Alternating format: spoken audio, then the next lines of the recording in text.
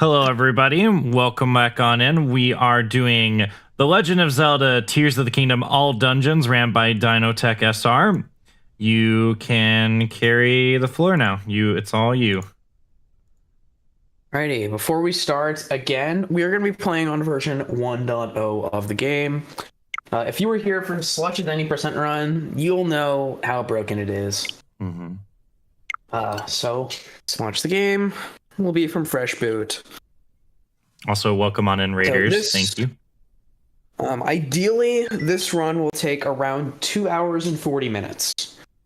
Might take a little longer than that, might take a little bit shorter than that, but that is what I'm guessing. Else before we start? I don't think so. I am going to keep splits on the side, just to kind of keep track of what I'm doing. And with that, we'll start in 3, 2, 1, go. All right. So first, good luck. Thank you. So first things first, I am using a mod that makes the intro cutscene 1 frame. And that will essentially allow me to skip the 3-minute and 50-second unskippable cutscene because I'm really not up for watching a crap ton of drama for the second time today. So if you were to see my splits, they would be set to 3 minutes, 50 seconds, and 36 milliseconds. We will pause during the loading screen. I'm not going to talk for this. My commentators can take over. You want to take over, Todd? Well, I think we'll start with introducing ourselves. So, my name is Todd. You guys probably saw me yesterday running Majora's Mask. I am also a former 90% runner for Tears of the Kingdom. So, I have a little bit of knowledge regarding this game. Slush, you want to go ahead and introduce yourself? I'm Schlusher7. If you were here earlier today, you would have saw me run 90%. And I really like this game. So, here you saw this earlier today during the 90% run that Slush was saying he did. This out of bounds intro saves There we go. a couple of minutes actually. So it's used in just about every single category in the game, except for versions that aren't played on 1.0. There recently were like a few discoveries that allows it to be done on all versions. It's just a lot harder and doesn't save as much time. So that was pretty clean from Dino here. So as he said, he's gonna use a mod to skip the intro cutscene here. So here in a couple seconds, we'll be right into the Room of Awakening. Yeah, what? Okay, never mind. Oh, well. I guess we're watching. Okay, sure. So the one little thing with this mod is that there is a way to temporarily turn it off by holding L on a specific frame, or by holding L when you enter the game. It checks on 1 frame, I think, and I think I might have held L for specifically that frame. So that's great. Well, that's fine, because at least now the on-stream timer will be perfectly accurate to the run. Now so. It will be absolutely accurate. Yeah, unfortunately, I did hit the first cutscene, so that is a little bit of time lost, but again, this is intro. We're only gonna be like 5 minutes into the run, so it does not matter. I love Super Mario Sunshine. Man, we get to see this beginning cutscene a second time. Yeah. It seems like a pretty common theme here with the Zelda runners. You have this 5-minute long intro, you have the 8-minute long intro on Majora's Mask. Oh, yeah. Man. Oh, Nintendo loves their cutscenes. So. Capture card audio on my side, so it might quiet down on Discord. Because it's also really freaking loud. Yeah, I just lowered it a little bit because I just noticed that it was super loud. Yeah, this cutscene's actually the loudest cutscene in the game. It's pretty annoying to deal with when you're watching it a bunch of times, but it is very loud. Also, the other cutscene that is very loud is the where we heading, boys? Good old Fortnite battleship cutscene where Link skydives and then does some more skydiving. That cutscene's also really loud. Normally speaking for audio, I would have like a compressor. Wait, we hit 10K. Oh, GG's. Yeah. I did not realize we hit 10K. Oh. That was yesterday. Yep. Wait, it was yesterday? I thought Yeah. that was today. No, Oh, no, man. we reached it yesterday, Only and I'm then out of touch. no, you're fine. You've been busy practicing. Yeah, I've been Dino practicing. walkout. Yup. Talking about walkout, how's the bingo incentive looking? Yeah, that is true. How's the bingo incentive looking? I can take a look in just a second.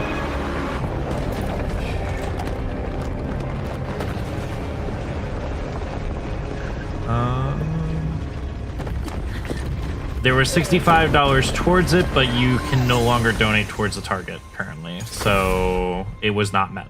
No bingus. Yeah. Alrighty. No Sounds bingus. good. No bingus, unfortunately. But that's okay. We'll be here for. We're already gonna be here for 3 hours, anyways, doing all the fungeons. All fungeons.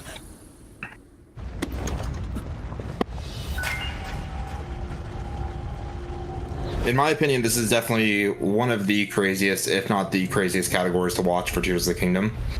There's so many small Yeah. things that just add up, so many cool movement glitches, many of which are still relatively new to the community. Yeah, they've been around for a while, but most of them have been implemented by one person. His name's Ergol. Shout out to Ergol.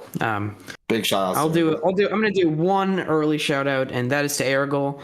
He made this route. This is the Rusty Pocket Rocket route, or the Rusty Rocket route. He made this route, and he's been cooking basically everywhere, so to speak. Unfortunately, we did get a bad load. My A button also doesn't work. That's great. So yeah, same thing before. We are going to do a trick called Cog Skip, or CSS, to just so happen to save 40 seconds to skip the cutscene. That would be by activating that panel. We're just not going to activate it. So hopefully I get Kind of beating the dead horse here with this joke. CSS is not cascading style sheets. For anybody that is familiar with computer coding. not. And I fail it because I am amazing at the video game. Do we have a moment for a donation? Absolutely. Yeah, sure, go ahead. We have a $500 donation from Anonymous that says, "Good luck to Dino. It's Wow. so tears." It's so tears. Wait, there's no way it's Zelda, bro. Zelda doesn't have $500. There's no way. Whoa. Zeld's catching a stray. What?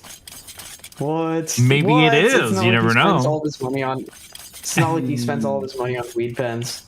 Oh my god. That's true. Maybe it's somebody else in the community. Who knows? It's really funny Who though. knows? Yeah, it's Either so way, weird. $11,000. Yeah, Let's go. $11,000 in total. Yeah, $500 donation is crazy. Thank you very much. Also, holy lag.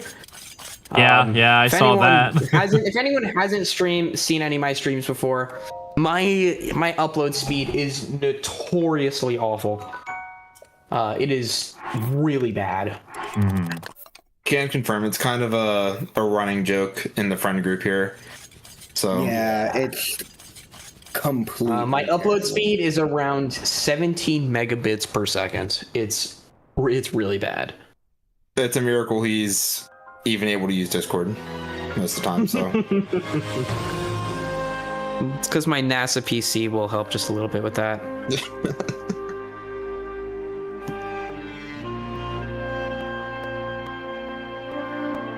also relating back to cutscenes. We can being watch very it as loud. a PowerPoint. That's Yeah, crazy PowerPoint. work. This is a PowerPoint presentation. Anyone Whenever up I for some ran it- stop motion? Stop motion. Yeah, Go back to the Yeah. claymation days. it would be like Yeah. essentially running this on Switch, like 1.0, like where Breath of the Wild, when you go in the Kakariko Village and it drops to 10 FPS. You'll see it drop to 10 Oh, FPS. I love Don't that.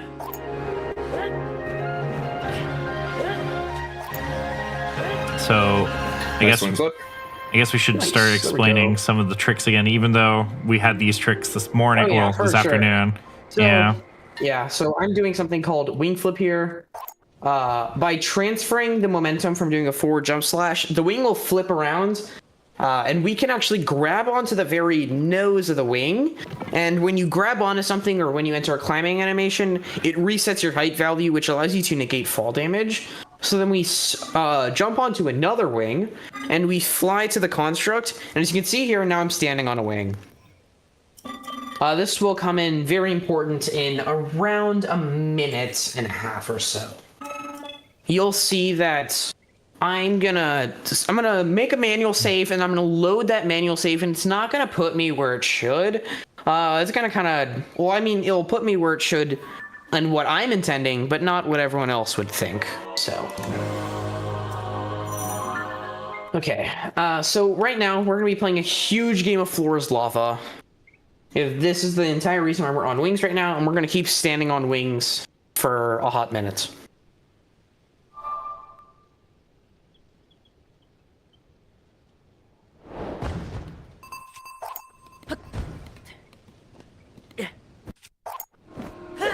Okay, nice.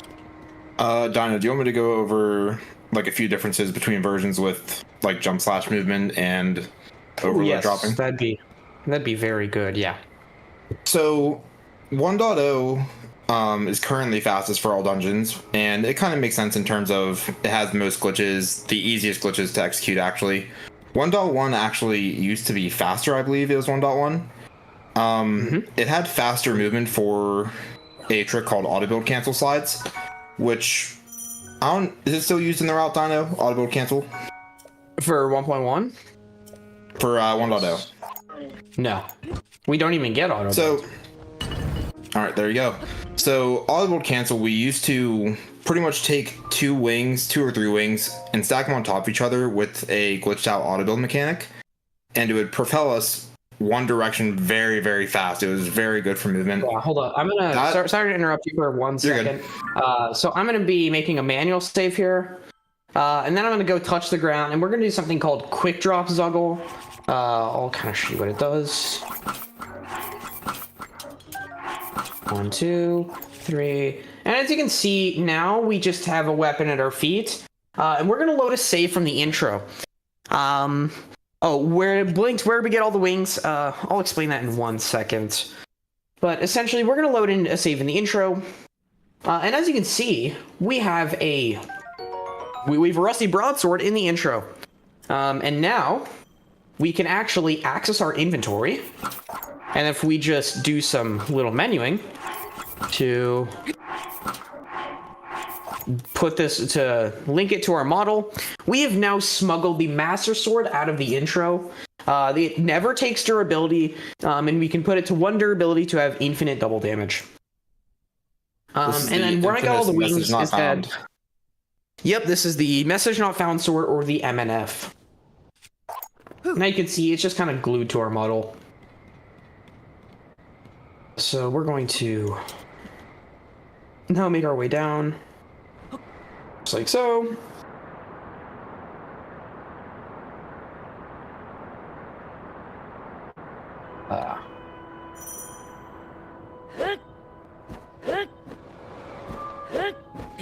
Nice. There we go. Nice. Okay. Pretty solid. So how do I have so many wings, you may ask? So in 1.0 through and 1.1, if you basically sneeze, you dupe wings. So if I open the menu and I take out wings and I press the sword button and B, so I press Y and B at the exact same time, it will try to take out items and it will give me a separate copy still in my inventory. But if I can't take out those items, then it will send those items back into my inventory. So then I can basically just dupe 10 of them at a time or double them up until 10. So I duped 3 up to 6, 6 up to 12, and then 12 up to 22. And then I'm going to dupe a couple more wings with some rockets because wings are very big. And then I'll dupe some more later, and you'll see why in Fire Temple, actually. Yo, what's up, Bounce? Quick shout out to Bounce. Bounce is a little friend of the group. He is the main router for the Tears of the Kingdom 100% route that was specifically used in 100% world record. Very cool guy. All right, back to 1.1 tech taught. Sorry to interrupt, but got some. No, you're good. So you may have noticed it during the intro and right before the fall damage cancel on the Ascent Shrine. But whenever we're in the air, we can chain jump slashes. Now, whenever you chain them like that, they're called Mazdor slashes. I believe it was Maz and Agdor were the two runners that kind of collaborated to find the mechanic. And so pretty much we can carry our momentum by pressing dive on the right bumper and then canceling the dive with B and Y to do a jump slash. Now, on 1.0, we can immediately cancel these jump slash animations to travel pretty far distances, assuming you have a lot of height. Patches after that, Nintendo actually nerfed how fast you can cancel the dive animation. So we can only do it at a very slow rate, making it not very useful. But here we see our first instance of arrow smuggle flight using a technique called quick drop smuggle. This is also a trick that is patched out in all versions past 1.0. So. Yeah. Overall, arrow smuggle itself is not patched, but quick drop smuggle itself is a 1.0 exclusive glitch because of the drop swap unequip mechanic works differently on 1.0 than it does in every other version, which causes it to do some weird stuff. You'll donate a little bit, but I'm broke. I called it. I absolutely called it, man. Who was that, Zelds? Zelds, you bet, bro. I told you. I told you, bro. I told you. Got the He's stacking whole up crew for that vloggers run. Good luck, Dino. He's stacking up for that Wind Waker GameCube. Maybe. Wait, what? What about me? Zelds, I said that you didn't have enough for a $500 anonymous donation because you spent all your money on weed pens. Shush. My gosh. Also, we have two $5 donations. One from Slush that says, "It was great being able to do this event with you. Keep being amazing. Also for being on comms. I don't know how I would do it without you." And then Zells chimes in with $5 that says, "Good luck, the charity event, and thank you for putting so much into this. Screw cancer. Good luck." I'm not reading the rest of that. They, I can't. I don't think I can say that. Zelds, holy Zelds, what did you? I'm going to check right now. Because what did I say? Zel's just like DM it to me. It looks like a nickname that they give Dino. It starts with an S. Alright, so I am gonna pick up some bright. Okay, I'll check it out later. But I am gonna pick up some bright bloom seeds. These will come in very, very handy for Spirit Temple. And then we're just gonna kind of do the exact same thing. Oh, okay. Yeah. I don't think that would be appropriate of me to read that off on a charity event. Yeah, that makes sense. Zelds, holy Zelds. Okay, I did not in fact dupe my bomb, so I gotta dupe another one. I actually gotta dupe two here.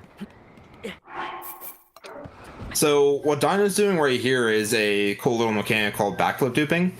So backflipping towards like into the open air off the front of the wing actually allows us to do the same YB dupes. It's just that there's no place for the game to spawn the items. So it just duplicates it like it did the wings.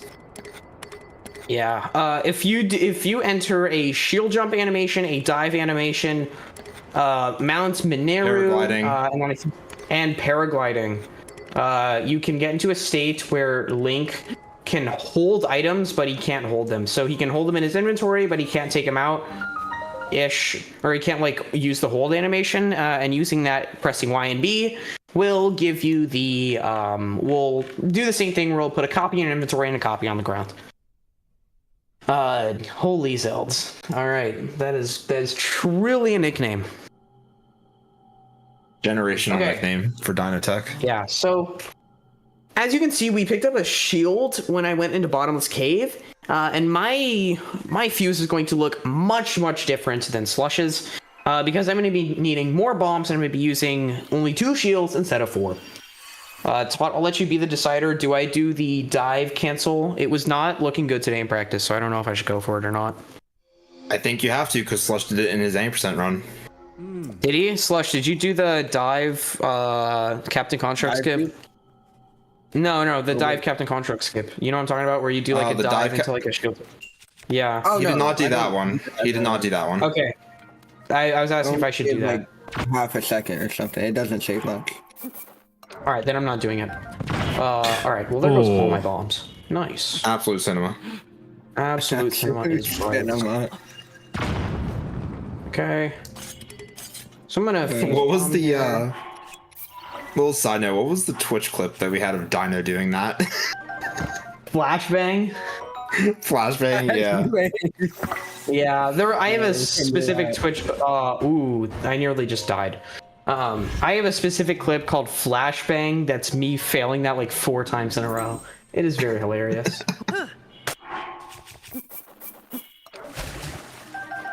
Also, so on 1.0, you're actually not able to dupe 5 bombs right on top of each other because the way the collision lands just causes the bombs to explode immediately, unless you're in water.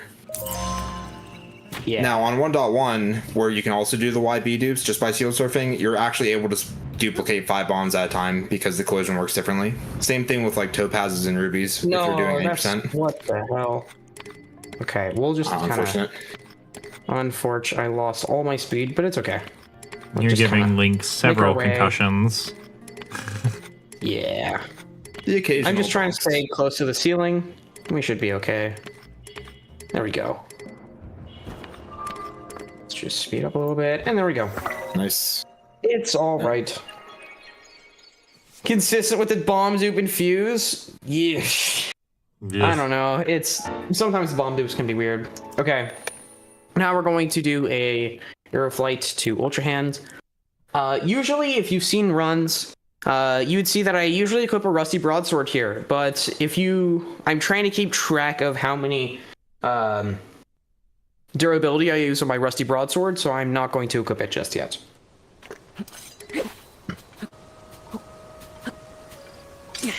Two, three.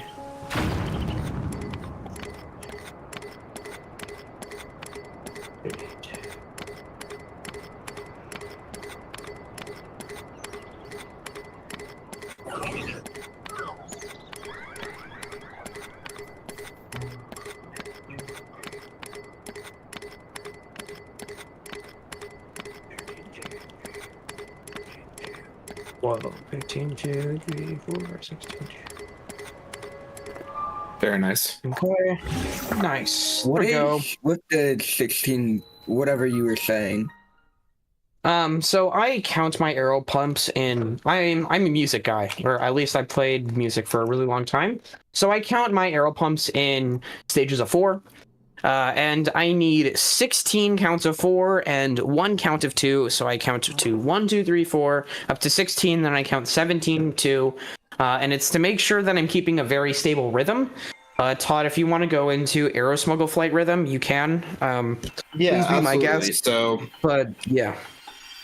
So I'm kind of at the same Essentially- spot as Dino is, where I grew up playing guitar and other instruments. So keeping rhythm or rhythm-based tricks are kind of things that I like to get more into the nitty-gritty about. Arrow Smuggle Flight works around 135 to 140 BPM, as may have been mentioned earlier in the 90% run. Maintaining height is around 105 to 110 BPM, I believe, and that's alternating between holding target the whole time and then switching between ZR, which is pulling out the bow animation, as you can see right here, and then a jump slash cancel, which is a Y press, which you never actually really see during the animation. But it's just constant jump slash animations over and over again that allows us to maintain or gain height. Now, this also allows us to do fall damage cancels, which we will see plenty of times. And basically, if you don't maintain a steady, consistent rhythm, you'll either just fall to the ground or an actual jump slash animation will occur. And at that point, it's pretty hard to recover, but not impossible.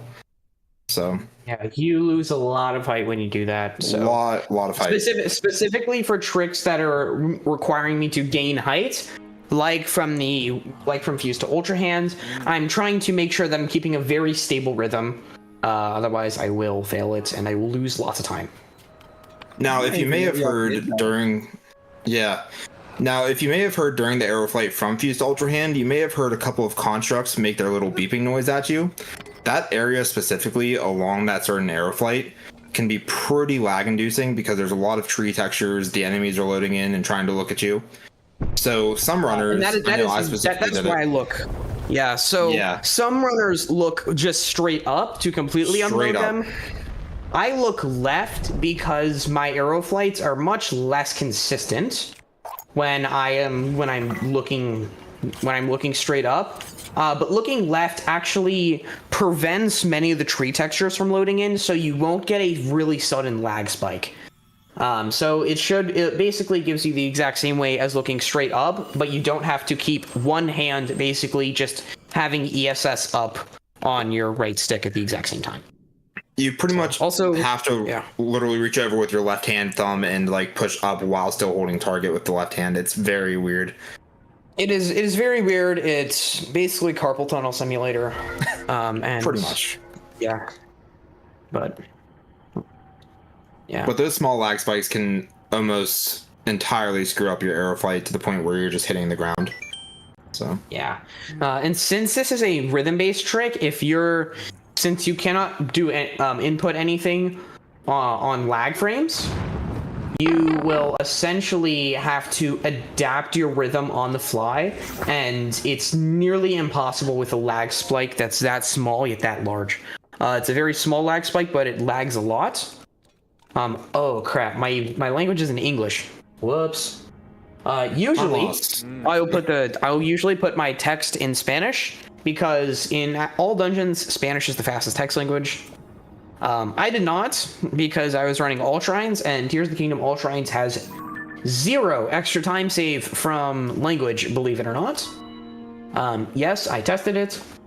And so yeah, I was just running in English because it makes some tricks a little bit easier.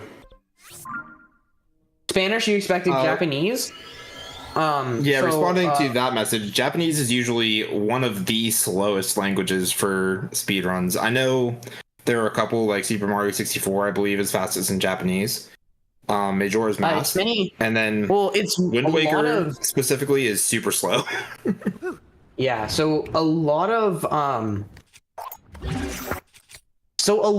games, how do I put this? So a lot of old games that was just English or Japanese would be the fastest.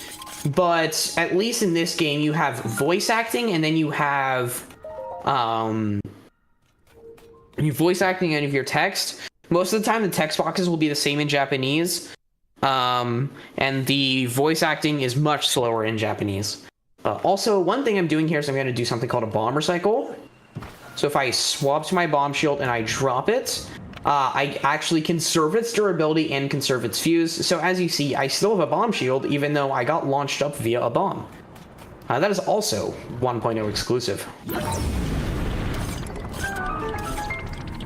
Interesting? Yeah, it's pretty interesting. It's also, for Breath of the Wild, Japanese is the slowest language. And I don't know why that is, but it's the slowest language. Or actually, I do know why that is. It has the most amount of voice dialogue out of in basically every single cutscene.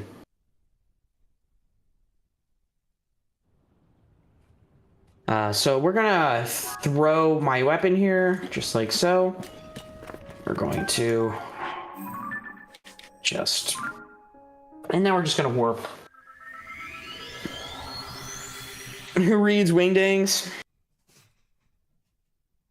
Wonder if anyone's done a 100% Korok run in Breath of the Wild. So there is a Breath of the Wild category called All Koroks. I've run 100%, but I haven't run All Korok.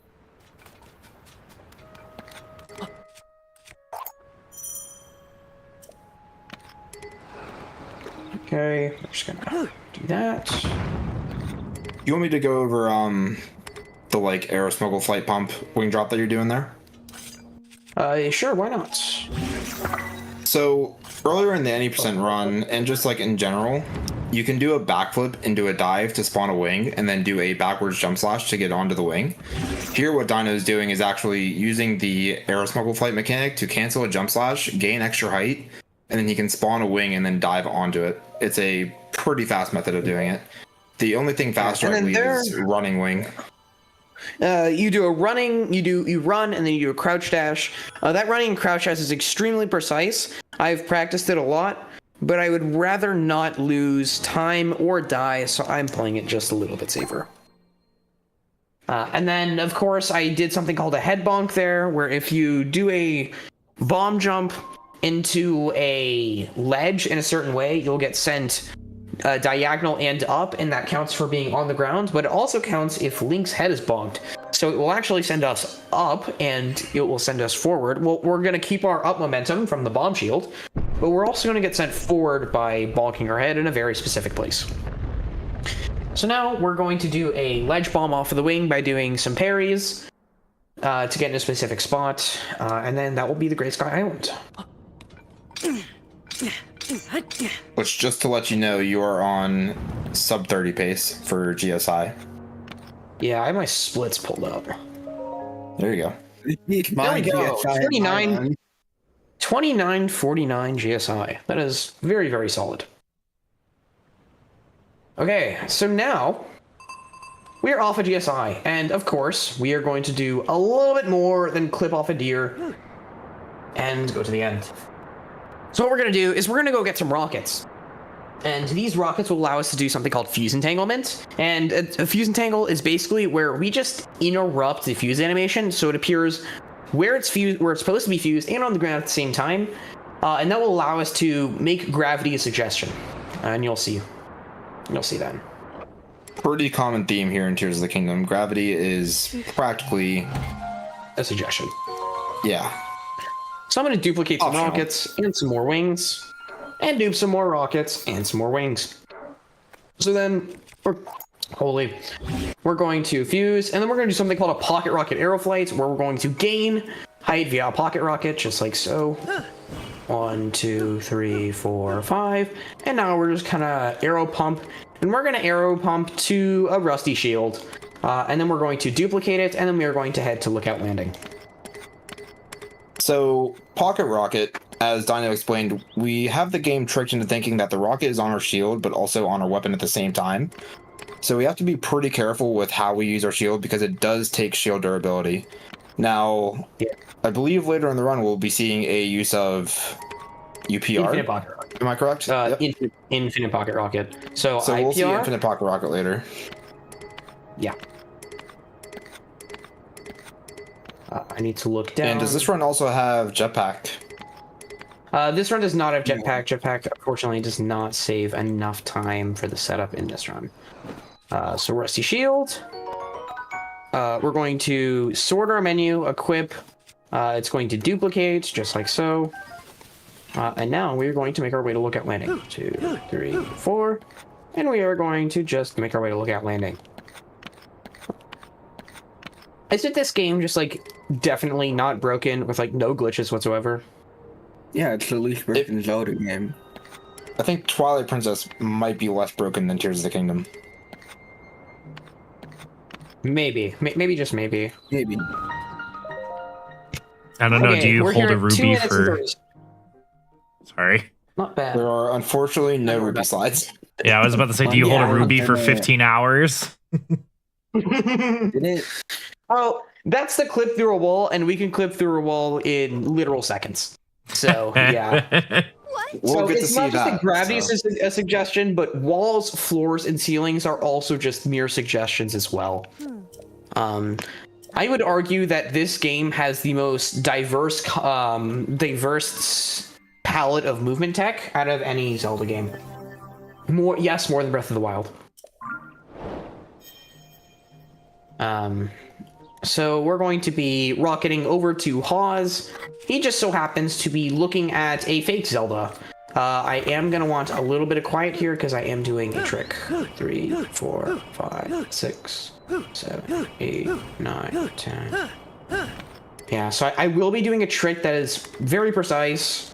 I have failed it a bunch, so hopefully I don't fail it. If I do fail it, it's like a minute time loss, which is kind of unfortunate. So we're just going to, again, just kind of gain some height here. And then I'm going to spawn a wing, and then we're going to be playing another game of The Floor is Lava, hopefully.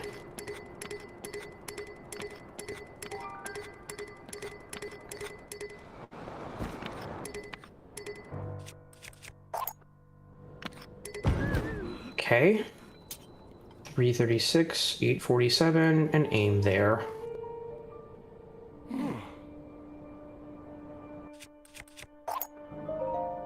That I might have pressed A too late. Hopefully, Link should spawn inside the rockets.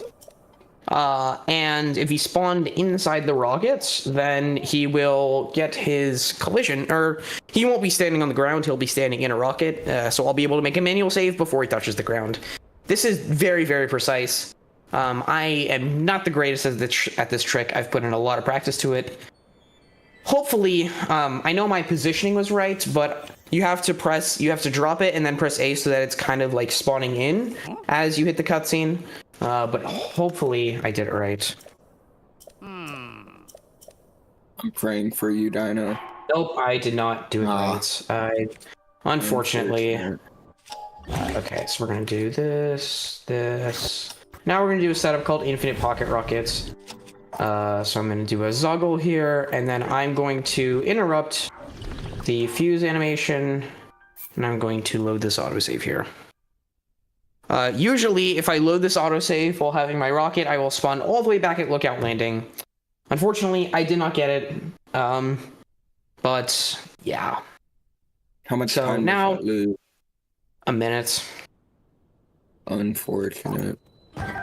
Yeah, so off we go.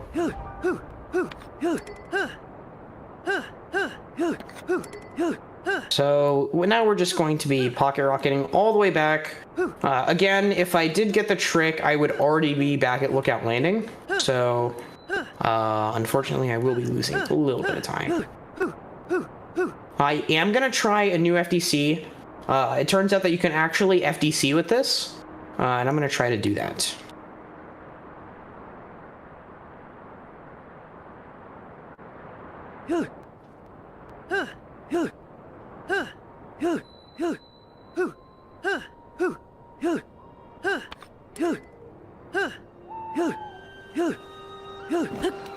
There we go. Nice. Nice. I didn't know that. It serves the same concept as in Aerosmuggle flights, where we use the pocket rocket boost to make Link dive up just a little bit, which will reset our height coordinates. It's a pretty simple trick, but it got found actually around a week ago, on accident. So yeah, so now I can use it as I want, which is kind of cool. All right, so this is called Infinite Pocket Rockets. Essentially, it is the exact same trick, but this will never use durability. As you can see, of course, well, I mean, I did a crap ton of pocket rocket boosts, and my shield is still here. So two little caveats is A, I can't use recall, and B, I have to falsely put this on my model so that I don't have it equipped when I warp. Otherwise, it will trigger something called bank storage, and if I trigger bank storage, it will break. A bank is specifically a new loading zone, and that can include a warp or entering something like a shrine or exiting a dungeon. Those are all new banks. And if I enter one of those banks, I will lose my trick. But if I do not have it equipped according to the game standards, then I will be fine. Yeah. Alrighty. Now we're gonna get the paraglider. We're gonna get the paraglider for a couple things. First things first, we need to talk to Pura and activate the regional phenomena quest for specifically the Spirit Temple. We are going to be doing the Spirit Temple first. And one major thing. This is a very, very spoiler-heavy category. I will be doing all 6 dungeons in around 3 hours.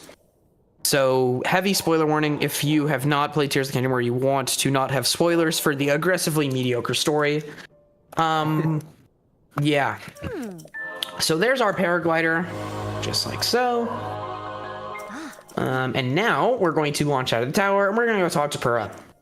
We wouldn't actually need to talk to Pura beforehand if we weren't doing Spirit Temple. And the thing is that the only prerequisite to doing Spirit Temple is getting the regional phenomena quest. And if you go there before you get that regional phenomena quest, it basically says some divine thing is telling you that you shouldn't be here yet.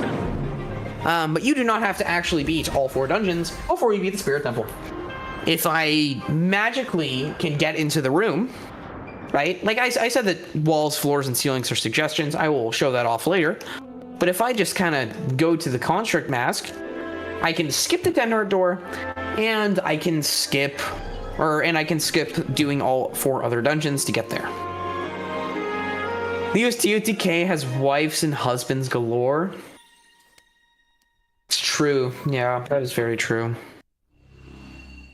Alright, so now we're just going to dive back down to talk to Pura. And then we are going to start the prep for the rest of the run, which means that we're going to get a gem. We're going to get our gem, which is basically just a pocket grenade. We're going to turn that cool, good old Master Sword from the intro into a blender attached to our hands. And then we're going to get some other very nice materials. Yes. So we're just going to talk to Pura. We're going to listen to Pura over here, just yap for a little bit. And this should be the regional phenomena quest.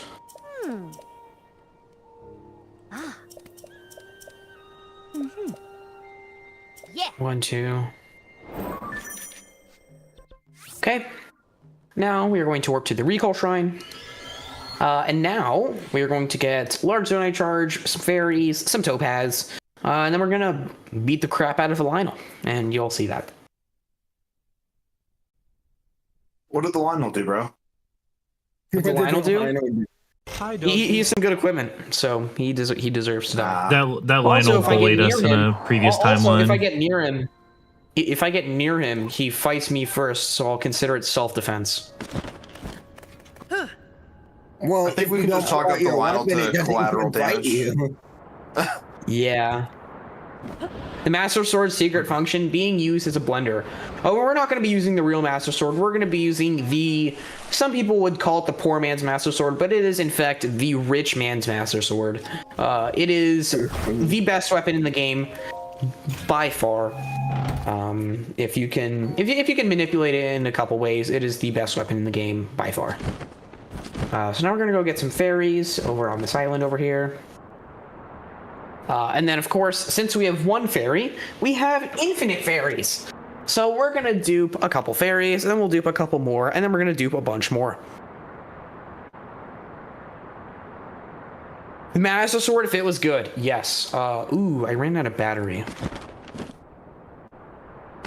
That should be fine, because I have alerts on my charge.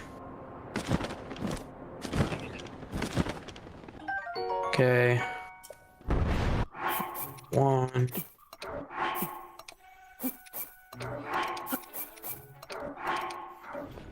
One, 2, 3. Okay, and then we're gonna do just a couple more. Here's a good example of the duping while using the paraglider that I mentioned earlier. Okay, ooh. Okay, that was very close. 1, 2, 3, 4, 5, 6, 7, 8, 9, 10, 11. Okay, that should put us at the right amount. Hopefully, it puts us at the right amounts, and then we'll be good to go. So we're going to break a wooden chest here to get a topaz, and that should put us, our rusty broadsword, at 1 durability. If it doesn't, I will be very sad. 1. I now have to open it.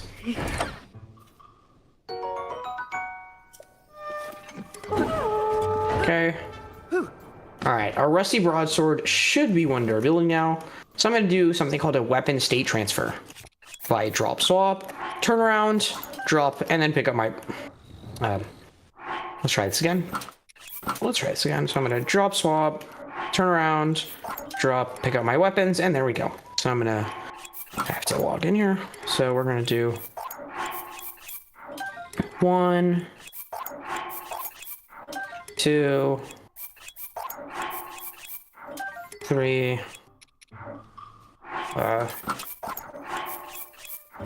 4, 5, 6, 7,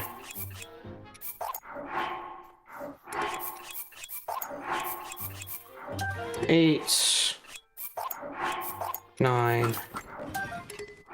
Okay.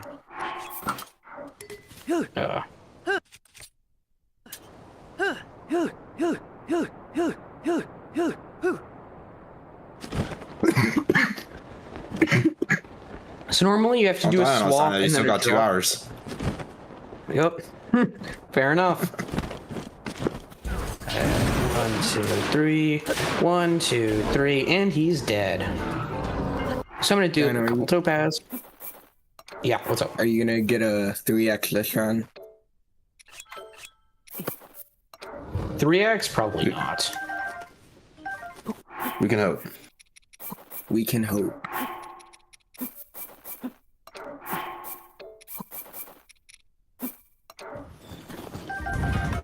Should you rename your child to Message Not Found? Please don't. No, that's a great name. You should do it. I would advise you to not name your kid Message Not Found. In fact, there was a person in Australia that named their kid Methamphetamine Rules. And that will be on their birth certificate and their death certificate. So yeah, don't make any bad decisions for your kids. Legally change your name though. You can, but you can't legally change your name at birth unless you can go back in time. So on your birth certificate, you will always be known as Methamphetamine Rules. Back in time mentioned? Back in time mentions? No way. Oh man, wrong category. Wrong game. wrong game, wrong category. Their game.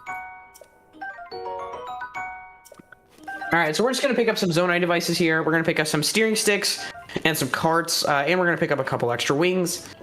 And steering sticks do count as a mount. So if you were here for Slush's run, if you mount, well, you have something called Zuggle Overload, which is what I achieved by doing 9 of those Zuggles.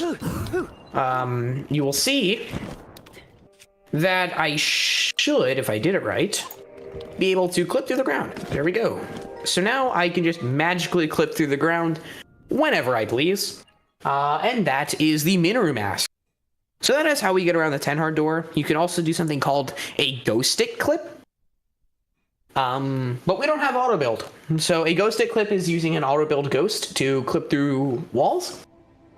But we don't have auto build, so we just clip through the floor. And yeah.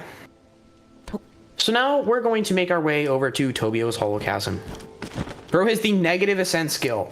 Yes, it is a very, very valuable skill to have. Negative ascent. Whoop. Alright, so now we're going to just kind of wing over. Ooh, I don't have that many arrows. I should be okay, though. Hopefully. Please. Whew, that was something. Nope, there goes a rocket. So I'm just gonna duplicate my Zonai devices. And so steering sticks, as I said, are going to be used to negate collision through floors and ceilings, and carts will be our main method of long distance travel.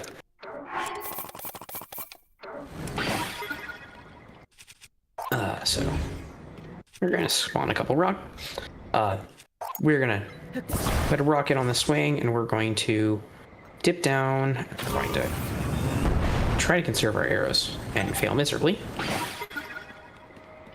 Is there a reason why we're not smacking it with a different weapon? So I probably could smack it with my Master Sword, but then that could cause some problems. Well, first things first, I have a Royal Claymore equipped, and that will be used because that will be our main way of long distance travel, so I have to have it equipped going into Spirit Temple. And then we could swap weapons, but sometimes that can get just a little bit finicky. Especially since we have 10 rocket swords in our hand. Is that if I swing 10 rocket swords, if you swing a rocket weapon, it uses your battery. So if I were to swing 10 rocket 10 rocket weapons, it would use 10 times the battery. That makes a lot more sense. Now we are entering. Yeah, so now we're entering Construct Factory. Usually you want to conserve arrows there, and we do have 2 Savage Lino bows. I transmutated the old wooden bow into a Savage Lino bow, and that should last us for the rest of the run. So now we're going to do something called Hole in One. This was found by Andre. Shout out to Andre. He has made a bunch of the All Dungeons routes, and he does a lot of All Dungeons testing. And if I spawn a rocket in a specific way, hopefully I'll be able to launch the construct head into that hole all the way over there.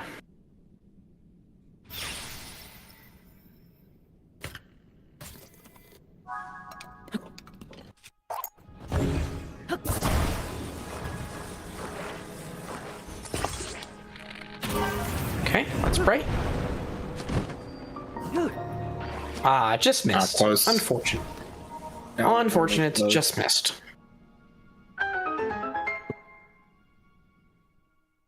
Field goal? This is more like hitting an iron play and hitting it in the hole.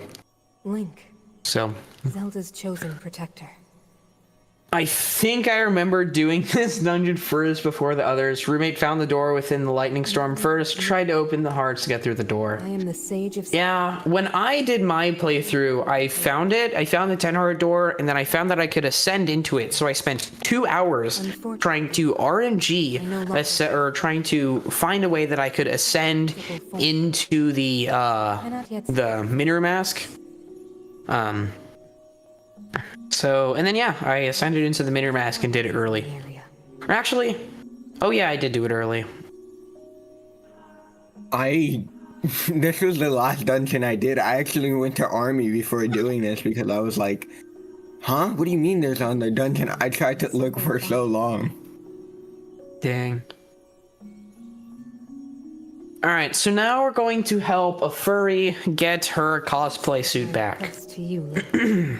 Loyal swordsman. So if anyone's beat the Construct Factory before, you'll know that you have to, this door closes, that door opens over there, and you have to kind of bring it through like a little obstacle course. But we're not going to do that. I'm going to do something called weapon desync, and you'll kind of see what that does. Is if I attach a weapon that is connected to Link,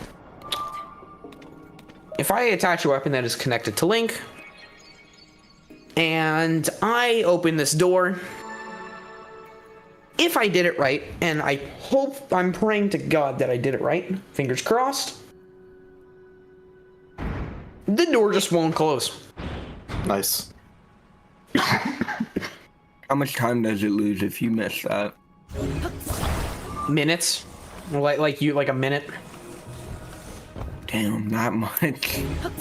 Yeah, it's a lot.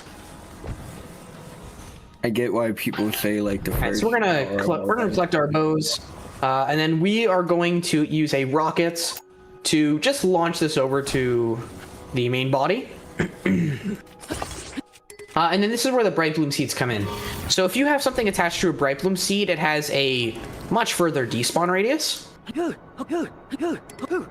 So we are going to abuse that to just kind of keep it over to near where Mineru is while we go and collect the second one.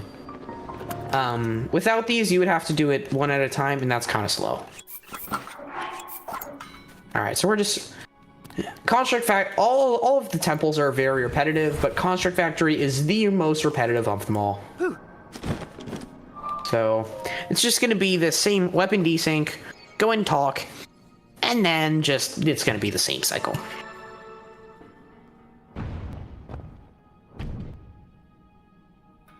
Which one would Okay. you say is the least repetitive? Probably Wind Temple. Actually, probably Hyrule Castle. I always forget they count that as a dungeon. It's crazy to me. Okay. So we're going to angle this at a slope. And now we are going to make our way back over there. Pretty samely when you avoid all the tests. Yeah. Well, but even then, when you're speedrunning, most of them are the same concept, except Whim Temple isn't really the same concept. And Hyrule Castle's nowhere near the same concept. Unfortunately, I did overshoot this just a little bit. But it should be okay. I think this one goes in here, right? Yeah, I'm right. And that's one. That's one. Bring the other right here here as well, Link. Also, this is intentional but also unintentional.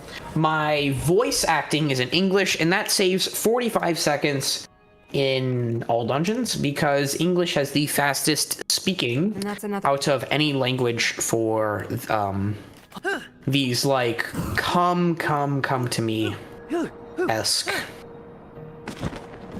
kind of things. So we're gonna go and do the exact same thing here, just like so.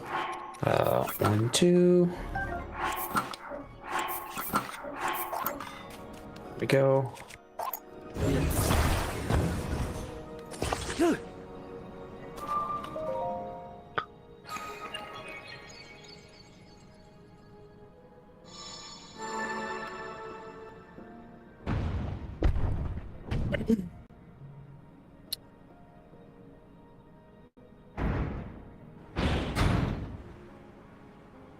And this one is much bigger than all the other ones. So we can't actually get this all the way to Minoru from here. So what we're going to do is that we're going to launch it into the river. And if we have a bright bloom seed attached to it, the river should carry it over to Minoru instead. So then we'll glue them together, or we'll glue the last two together. And we'll stick this. Hopefully I did it right. Nice. So I just launched into the river there. And then we should be good to go. Drop, swap, drop.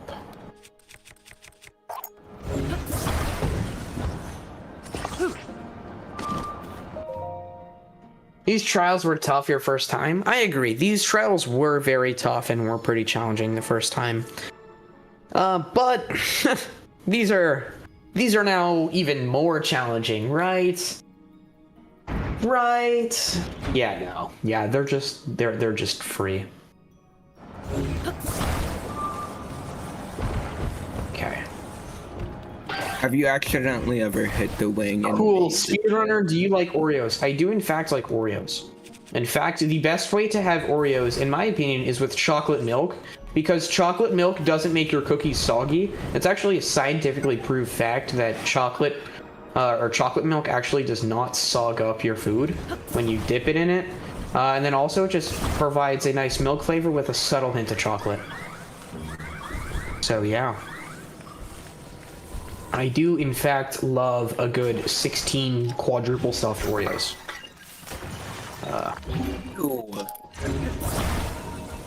The cookie is the best part of the Oreo. I like Oreo. Why did I invite you to commentate? Yeah, I think we need to take a step back here. Yeah. Bro, the cream is so overrated. No, there's a reason why double stuffed Oreos are a thing. There's a reason why and mega stuffed Oreos are a thing. And those are for psychotic people that need to be and locked up. I forgot to mention, that's the Construct Factory done. So yeah. So Minoru's gonna yap to us a little bit, and she's gonna say, "Hey, we have to go find my secret stone." And this construct body is hardly helpless. It, in fact, is extremely helpless. It is very slow. It is extremely weak. We must recover. So we're gonna skip all of the whole trial, get over to the secret stone with a simple card slide. It should be located here.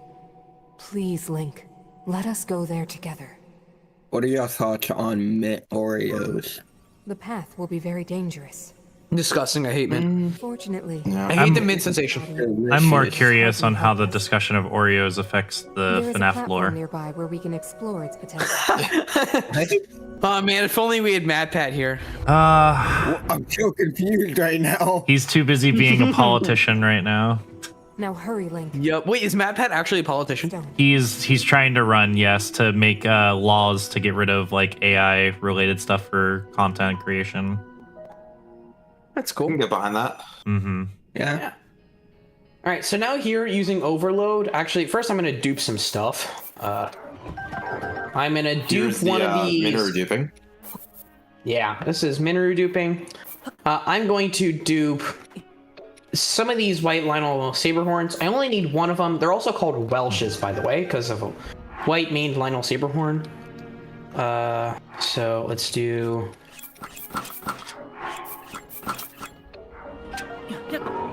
By the way, so, the, and now I'm not going to speak this, but yeah, what's up?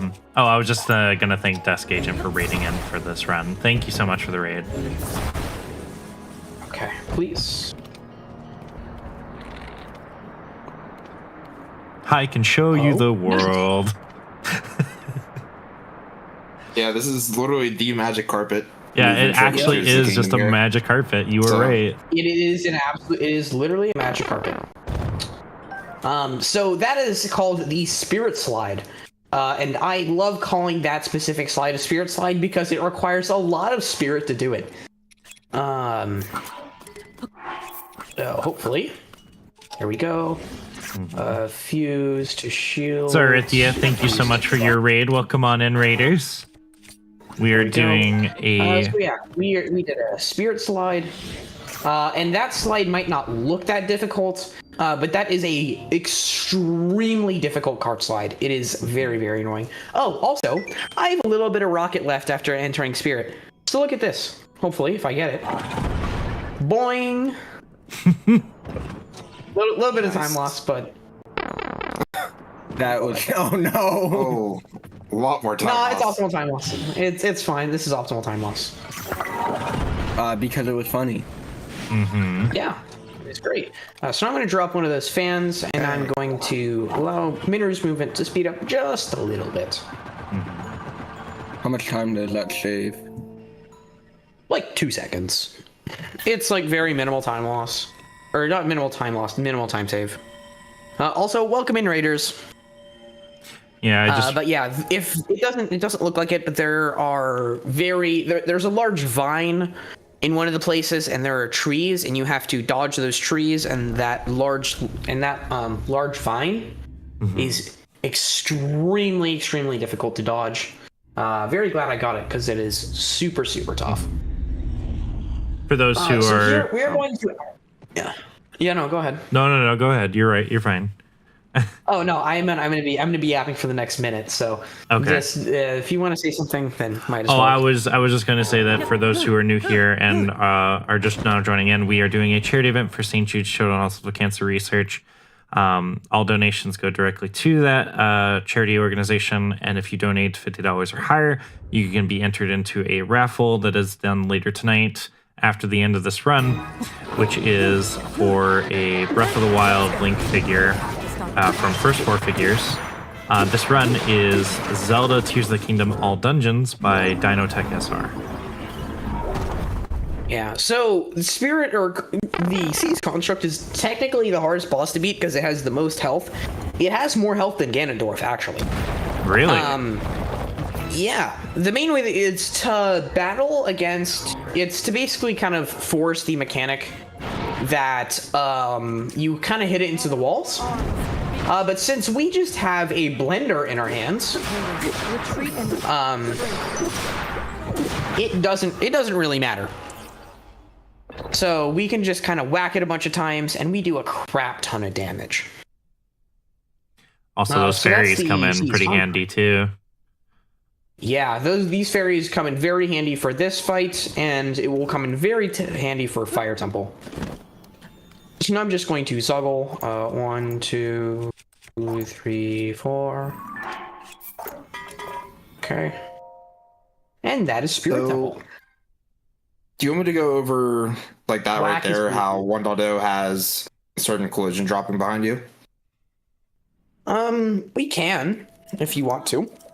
Yeah, I'll be real quick about it. So on 1.0 specifically, there was a old way we used to get aero smuggle flight where there's a certain mechanic that dropping 2 or more items behind you kind of creates a wall that the game like forces you to not be able to drop any more items behind you. So the Zuggle mechanic, which is practically duplicating items in the inventory, we can do that by just dropping 2 items behind us and creating an artificial wall to use like an artificial surface. Doesn't exist on a couple other versions. It takes a couple more items. Yeah, it takes 13 items instead of just 2. So, yeah. So now we're going to go talk to this construct over here to our right. And he's going to give us an ancient blade that we are going to duplicate, and that will become very, very handy for Hyrule Castle. And then I have to do a Zuggle, and a Zuggle is basically just sticking equipment onto Link's model in a way that the game doesn't think you do, except for damage, apparently. And that will essentially allow us to not have it equipped when we warp, which, if we warp with this, I mentioned bank storage and how if you load a new bank with it, it cancels it because it resets recall. But if you don't have it equipped through something like a Zuggle, then it will not. Then it technically isn't going through the bank.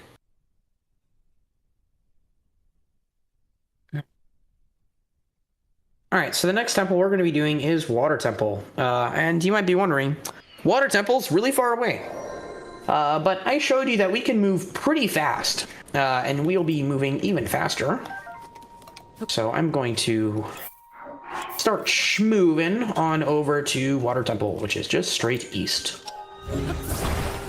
Also, can we get a moment to recognize Armindo in the chat? Oh, Armindo's here? What's up, Armindo? Hello, Armindo. Armindo is a current patch glitch hunter, and he's a extremely good teacher of glitches. Every single hard trick that I have done in this game, he's taught me of some sort, and he is very good at teaching. He knows even more about glitches than I do by like 100-fold.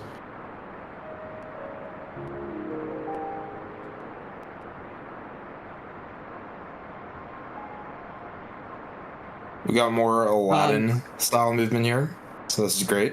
Shining and More- shimmering Hyrule. Mm-hmm. Yep. Good luck. Thank you, Armindo. So one other thing.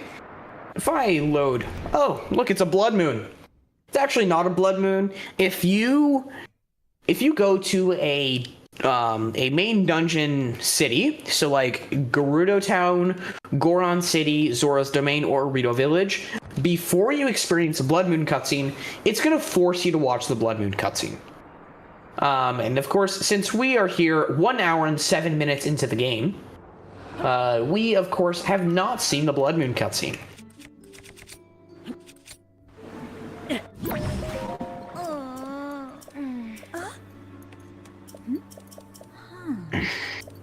It's always funny to me that nobody knows who Link is until the statue is revealed.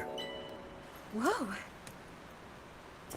Doesn't work for any purposes of a normal Blood Moon either, so no respawning of enemies. That is correct. It is simply just a cutscene that you are forced to watch.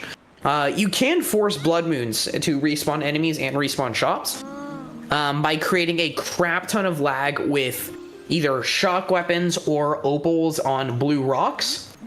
But this is not a method to respawn enemies.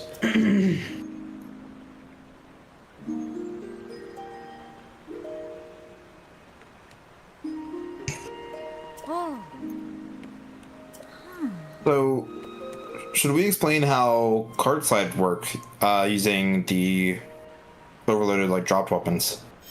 Sure, why not? I'm gonna before that happens, I'm gonna kind of explain what's gonna happen here. I'm gonna explain really briefly the fish drama. Now this is called fish drama because these fish do a lot of yapping, and they are very dramatic. So I'm gonna go talk to Sidon here, and Sidon's gonna lead me to an old man where I have to fix a slate for him. So I'm gonna go fix the slate, and then I'm gonna talk to him. He's gonna read the slate. He's gonna send me to the king. So then I go talk to the king, and I go talk to his assistant for like a minute, and then I go and shoot a king scale up through that island that was right above me. If you saw, right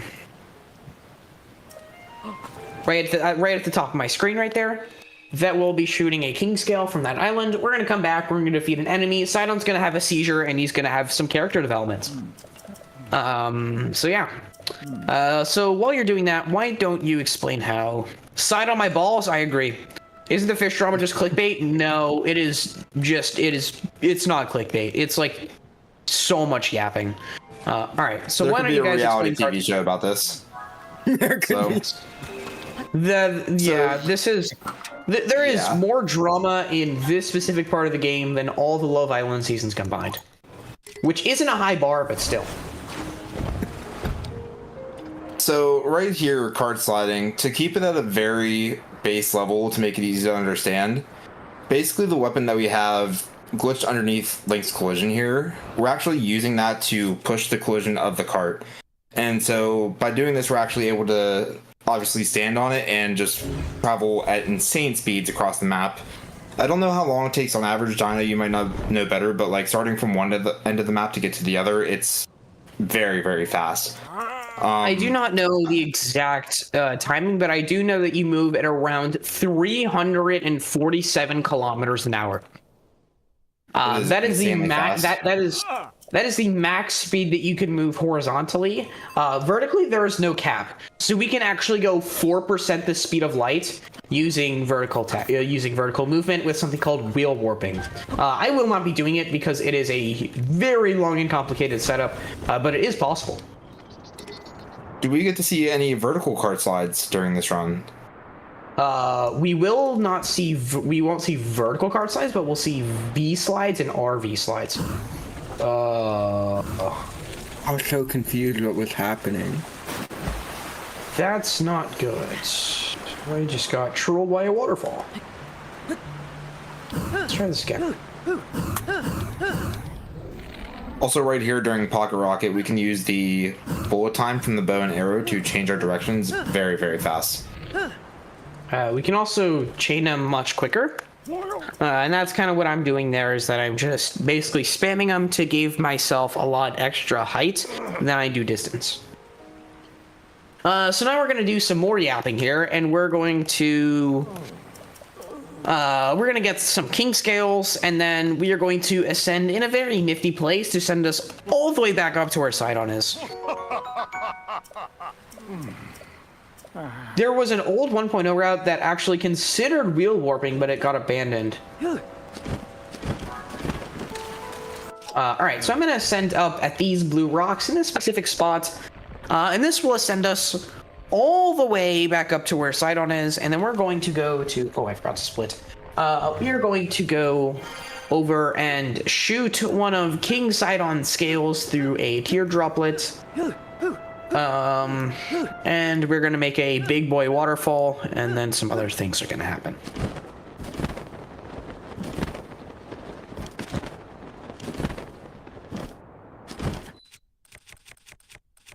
King scales, there they are. Fuchi, thank you so much for the raid. Welcome on in, Raiders. We are doing a charity event for St. Jude's Children's Hospital for Cancer Research, also known as SPD or Speed Timber. We are trying to raise as much money as possible. We've already broken our records for this year, which was $10,000, and we are getting very close to our third extension goal of $12,500. If you would like to donate, you could do !donate. For all donations that are $50 or higher, you will be entered into the raffle tonight for a Breath of the Wild Link First Four Figures statue that lights up. It's very, very cool. So Somebody we're gonna who go talk actually owns that same statue, I can confirm, is a very nice statue. Definitely worth donating for. Yep, and on top of that, you get to save kids having cancer, and that's pretty cool. Very true. All right, so now there's gonna be this hunk of mud that's gonna try to kill us. And that's not what we're worried about. What we're worried about is something called reduced overload threshold, or ROT, or rot. And essentially it will give us 1 extra overload, which means that we'll have to do something else to combat that, and you'll see that right afterwards. So I'm gonna make quick work of this mud thing, this specimen, and then we'll be good to go.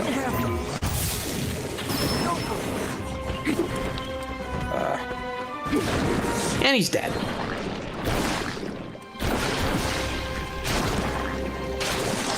Alright, so now we get to see some insane character development, i.e. Yona basically screams at Sidon, and then Sidon literally just has a seizure, and then is like, oh my god, I can now trust the person who I literally dedicated the rest of my life to. I don't know who thought of this. I don't know. Whoever thought of this, I think should be fired. This is not really character development. You'll see it up here. I just don't know what he sees in her. There it is. Her face is There it like is. shaped like a He table. just has a seat. Just a quick seizure. Yeah, just a quick seizure to peace the mind. He's rapidly shaking. He's fine. Yeah, and he's this is peak character development in the avidly mediocre Tears of the Kingdom plotline. So now we're going to talk to Yona. And I mentioned that we have 1 extra overload, and that's going to come in kind of handy here.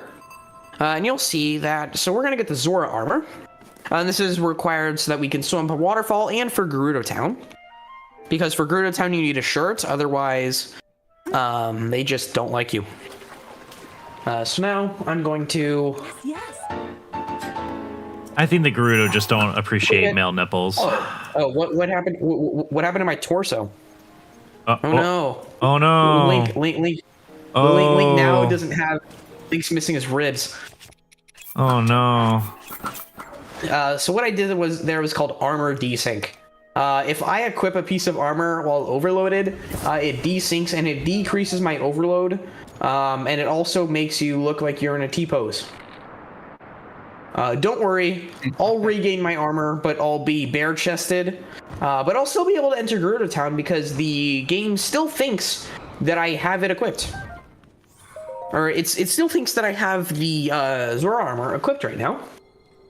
So it will do a failsafe and give me a just bare piece of Link. Armindo is asking, is there an opportunity to find a headpiece so that we can get bald Link? I can go to Karakara Bazaar, and I can get the Desert Vo helmet. I could do that. Couldn't you also get the one in Hyrule Castle? The Royal Guards, we skip the Royal Guards cap. I don't know where, like, the exact location. It's where the Lizalfos is, and by me doing Hyrule Castle out of bounds, I will be skipping that. Unfortunate. Alright, so now we're gonna have to go and, open up some floodgates to increase the water. Nah, just kidding. We're gonna skip all of that, and we're just gonna go and activate we're just gonna go and activate it. Yeah, okay. So, yeah, we're just gonna skip everything. I could buy the Desert Vo helm. Chat, would you want to see Link get a haircut in this run? Do you want to see do you want to see a barber commit a war crime on Link's head? If I donate $100, will you do it? Oh yeah, I'll do it. Why not? Okay. I can do that right now. I will turn Link bald. Incredible. Here. Come here. Come to me. I hate how echoey her voice is. Yeah. And it's done. Also from here on out. Yo. Thank you for the $100. I'm guessing that I will now be giving when I actually I could buy one at Goron City. Do I buy one at Goron City? Maybe. Do you want to buy a haircut or give him a free one? Oh no, I'll be buying a haircut either way. As much as it sucks to say it, $100 is like not impossible for going to the hair salon if you're getting a bunch. Yeah, I'm gonna be paying like 1,100 rupees. I'm basically gonna be paying 1,100 rupees to quote fuck Link shit up. The Hyrulean ruby is a little not as much worth as the US dollar anymore. It doesn't have as much monetary value. Yeah. I could have got the Zora helm at the Fish Island, but alas, we will be. Oh, you're right. I think. Yeah, Auburn is saying that Link is like Link is Rayman. You're right. Ubisoft, why is your garbage in my Zelda game? Yeah. All right. Which helmet would you want me to obtain? I can kind of get like any helmet. Whatever works best for you in the run. I want you to get the cap of Twilight. No, I'm kidding. No, I'm not gonna be. Actually, I could get. No, that would take forever, Dino. Bro, I have a blend. King Gleok. Slush, I think you forget that I literally have a meat blender in my hand. I have a food processor stuck to my hand, so I can go in one cycle of Gleok if I wanted to. We got the Vitamix. The Vitamix, yes, we have a Vitamix. I'm calling it now. I'm calling that now on. We now have a handheld Vitamix. All right, so the best one that I could probably get is the one in Gerudo Town, maybe? That one's not too great, because I get warped and then I'm trying to preserve. I'll probably just buy the one in Goron City. I'll need to dupe a couple extra topaz, but I'll do it. Why not? And then we're gonna give Link a super fabulous low taper fade. Low taper fade. Imagine if Ninja got a low taper fade. Oh my, that meme is still massive. Yup. I can still imagine it. Do I just not? Oh. Alright, Sidon, I'm gonna need you to depart from that specific place. So that I can clip through the floor. And into the first gate. And since I activated Sidon ahead of time, I can just go and activate the wheel. And hey, look, it's the first one. This is my least favorite temple. Not be just Mukdarok is obscenely awful, but also Sidon is a very, very annoying person, and you'll see that in a little bit. So I'm gonna just kind of make my way up here.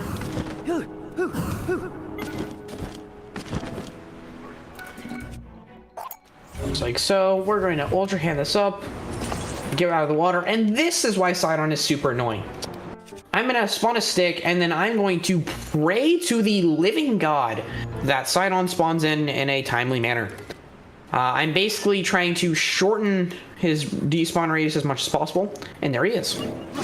And that if I shorten his despawn radius, or if I shorten his spawned in radius, my bad. Then I can actually try to manipulate him, because if he despawns, then he just teleports to Link.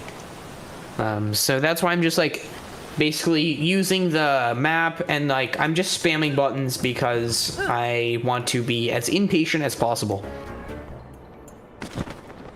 Dino, what was your favorite dungeon casually?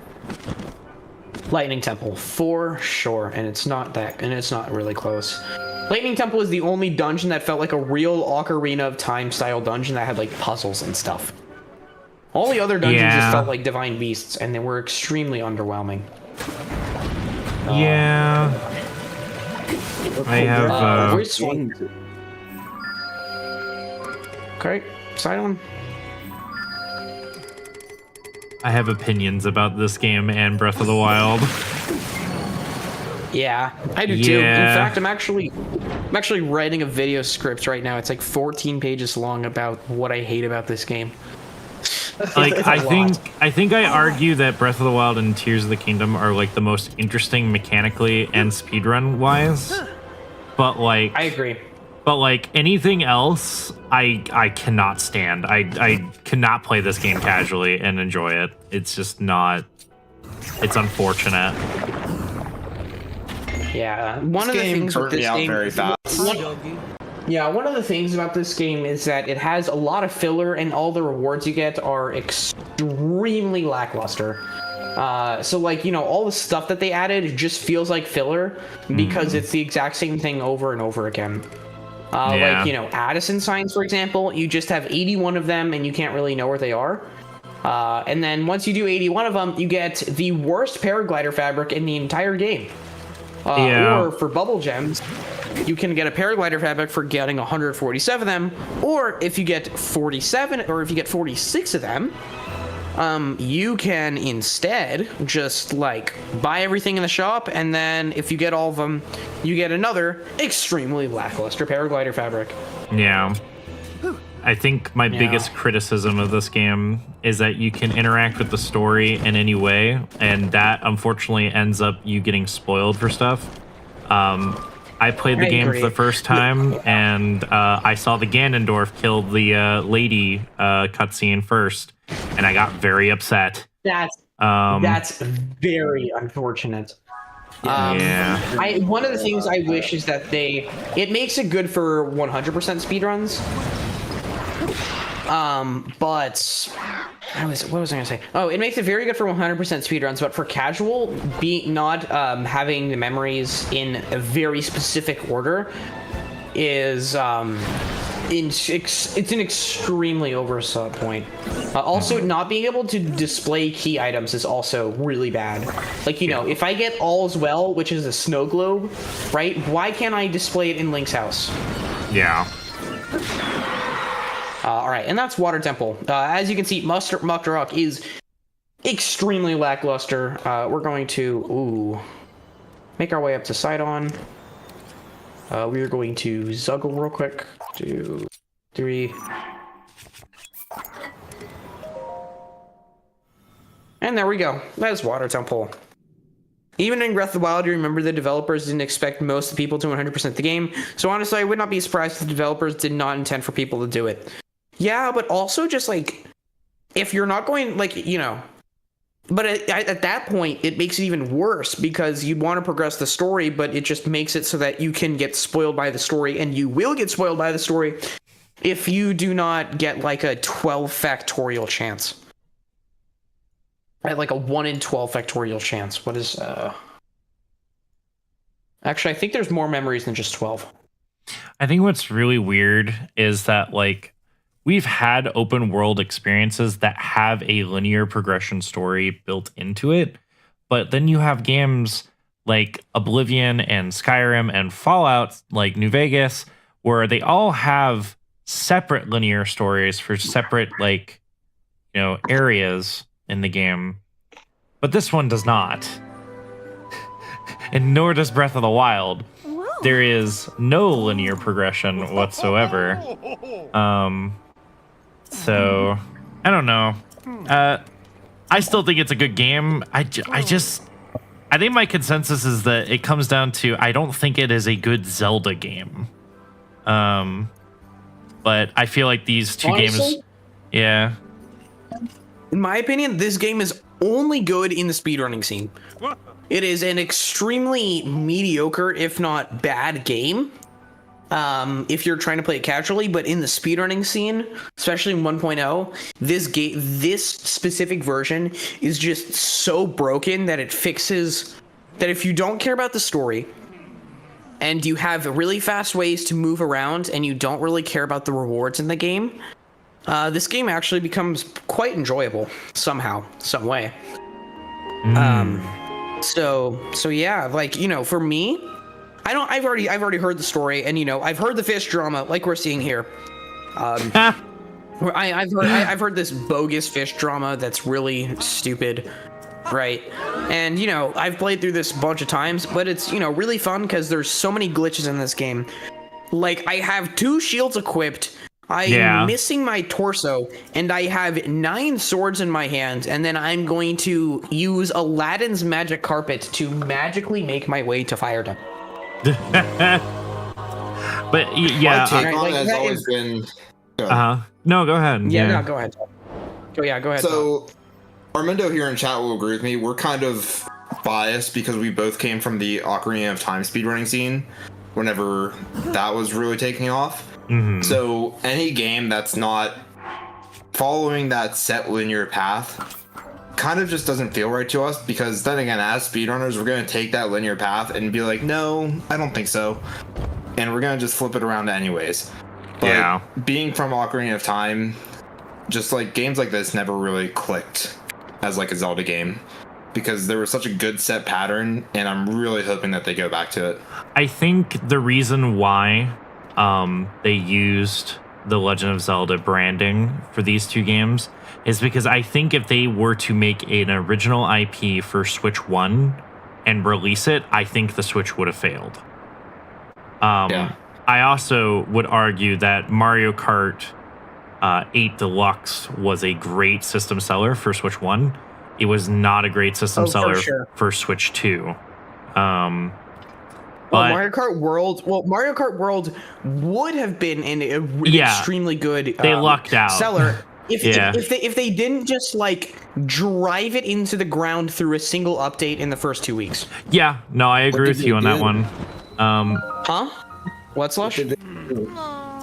Oh, they changed it so that they basically forced intermissions down everyone's throats to play online. Yep. They changed it so that instead of being a random 3-lap track, because if you picked random, it would always be a 3-lap track. What they changed is that instead of it being any track that's 3 laps, they changed it so that it would be a random pick of one of the 3 tracks that are already on the selector. And most of the time, those will be intermissions, because I think there's like 236 intermissions to like 30. It's like 256 intermissions to like 34 tracks or something like that. I think it's more. I heard Nathaniel Bandy talk about it a long time ago. But yeah, basically odds are just stacked against you. Also, I need to dupe some Topaz real quick. Terrible. But yeah, once again on this channel, I have been spreading Breath of the Wild and Tears of the Kingdom propaganda yet again. All right, are we ready to go see Link get a haircut? Oh, I'm ready. Here we go. I'm so happy for this. I'm so excited. All right, so let's see. Let's unequip and re-equip this. Let's pick this up. Too broke. You're still I'm broke. still too broke. That should be enough. I still go back to Ocarina of Time 3D pretty frequently because I always miss the classic Zelda feel. But again, I am extremely biased, and I would not be half of the glitch hunter I am in Tears of the Kingdom without Ocarina of Time 3D. What? Do I, like, not have a weapon equipped? I don't. Okay. There we go. There it is. Oh, There it is. Dino, So you lost your Link is- bro. No. Okay, so now Link is officially bold. As you can see, Link got a very atrocious skin fade. Buzz cut is This is terrible. that military buzz cut Yeah. level. This is It is. military buzz cut. Yup. So Link's hair is going to be gone for the rest of the run. Also, I hate it when it zooms in. It looks so bad. Oh, that's actually No, it's worse. amazing. Okay. This is what you wanted. It actually looks significantly worse than from it is from far away. Oh. Yep. Also, one other thing that looks significantly worse is Yunobo's goatee. Yunobo really needs to shave. He needs to get rid of that goatee as soon as possible. Otherwise, I'm going to shave it off him myself. It's I just bad. noticed that. It's bad. It's bad. Can we It's fix so his hair small, too? I can't even see it. Can we fix his hair It's too? so small, like him. Oh yeah, we gotta fix his hair. Just shave it all. Just shave it all. Actually, no. He needs a military buzz like Link. No. Yes. All right, so we're gonna dupe a couple items here, aka the rest of the items for the rest of the run. Aka a fuck ton of topaz. Right. Okay, just a couple more topaz. Some ancient blades and some fairies. And then one thing is that we dupe now because A, it's an auto scroller, and B, Yunobo literally just can't touch us when I'm in the Minoru mech. So I can just kind of stand, I can just kind of go over this way, right? And then I can just kind of just focus on duplicating my items.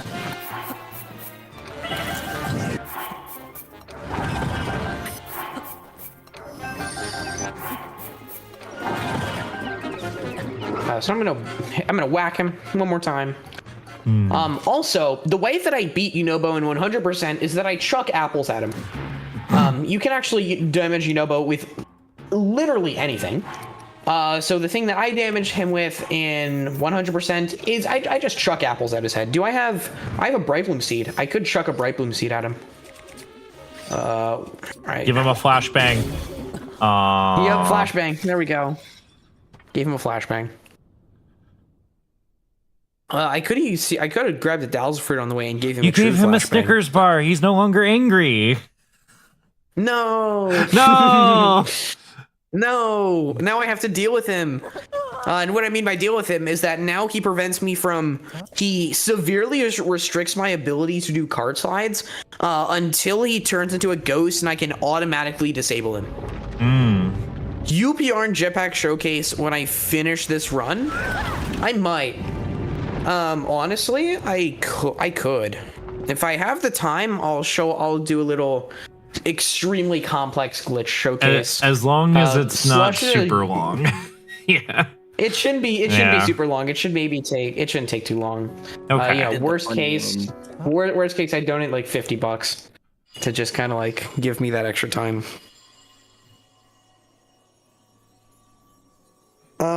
I don't think this will take exactly 3 hours on the dot. We should take around 2 hours and 45 minutes at this pace. Oh, okay. In that case, so, then you're fine. Yeah. Yeah. So I'll have a good chunk of time. Where's Yunobo? There he is. All right. So now we're just gonna bust out of here, and then now we're gonna go to Moragia. I can do both subs very quickly, so it should be a problem. Boss in Tears of the Kingdom. Moragia? Moragia is... Yeah. Okay, in my opinion, Moragia is the best mainline boss in all of Tears of the Kingdom. And I will die on that hill. Actually, Colgera... Actually, no. Actually, it goes Colgera. It goes Colgera, then it goes Moragia. And then it goes, like, Queen Gibdo, probably. Isn't Sludge like technically a boss? It is a mainline boss, yeah. What? Yeah, then that's worse on thought. That's okay. That's weird. I just saw a random text box. Huh. What? I'm gonna go check the bot now. I don't know. I saw a random text box for like 2 frames. No, I don't have jetpack, so I don't know why I saw it.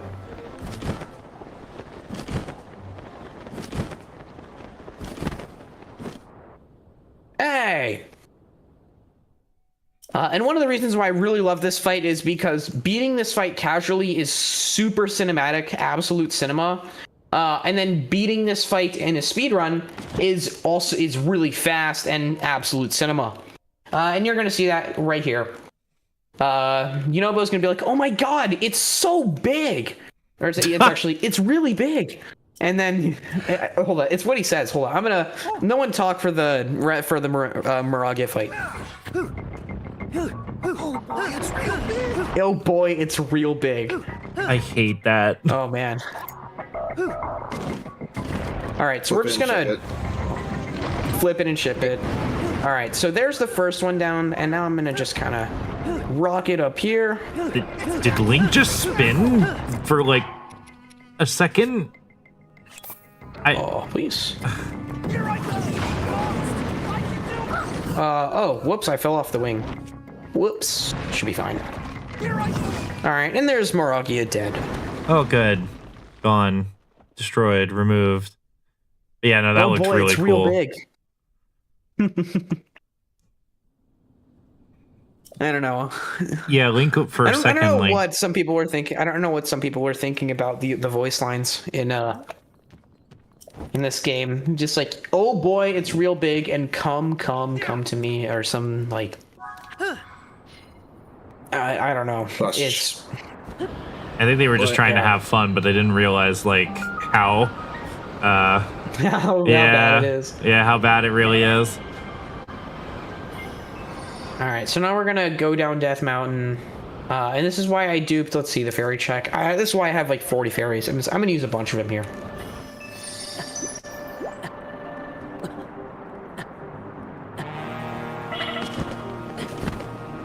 So I'm gonna talk to Yunobo, and we're actually going to cart slide over to there, and it's gonna be really tricky. But first, Yunobo is going to hit what I call the no shit Sherlock moment of the run. And the reason why I call it that is because we're gonna hear "Come to me" by some random person, and then he's gonna be like, "Guys, I have a revolutionary idea. Let's go to the big temple-looking thing in the fire temple depths to go and beat the fire temple. Like, look, I think it came from that huge building fire temple direction. Isn't that crazy?" So anyways, we're gonna now go to fire temple, and you'll see why I absolutely fucking hate Yunobo. This is why, because he gets in our way. So I'm gonna have to. Don't give up. There we go. Oh, we're gonna also hear him say a lot of voice dialogue too. Yeah. Hey, Goro, what are you doing? I'm trying to speed cap you. Hold up. Dino. Oh wait, I forgot to split. Hey, that's a gold. Let's go. I golded by 18 seconds. Oh, big glotters too. Nice. Yeah, big Gladius, I know. Yeah, one of the big things I hated about this game is that when you get on low health, every companion will say something, and if you have all 5 of them out, it's just like, no, what are you doing? Yeah, there's like a whole line. Just... There's a whole line of all 5 of them saying something on 1.0. The voices. Yeah, the voices. Literally, it's very long. Yeah. Like, I think one of them goes, "You should heal that" or something.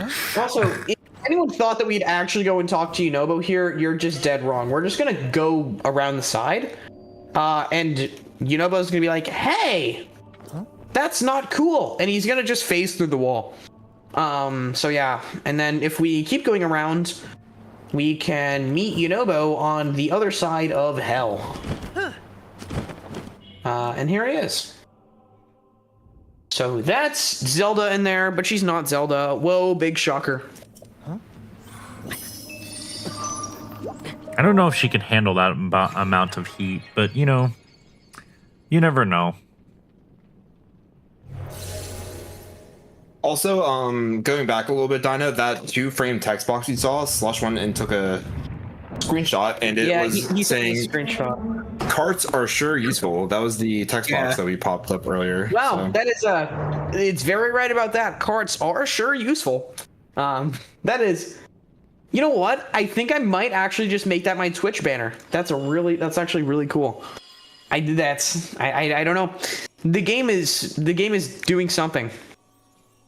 Like, what NPC said that? The gate you must pass through. Probably is an firmly locked NPC with 5 that padlocks. has like. Probably Yunobo. It was Yeah. probably Yunobo. Let's be real here. Yunobo's a big yapper. Can you change the split Alright, to so that this is gonna too? be... Oh, I could, yeah. Yeah. All right, so now we're gonna hear another open the 5 locks. Heed my words. And now we're just going to speedily beat the 5 locks. First lock is over here. This one's pretty simple. Actually, this one is the hardest lock out of all of them. I take that back. So I'm gonna go through here. We're going to drop a wing. And Yunobo counts wing as spawning a Zonai device. As we... What? No. I'm recording that. I didn't know that that could happen. So we're back here. We back here. So yeah, essentially,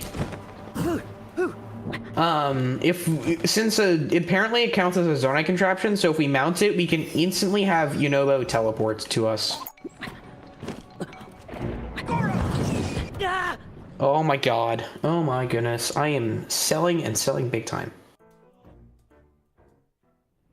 I love how I said this was the easiest one, and now I just got proved dead wrong because this is my 3rd attempt. You love to see it.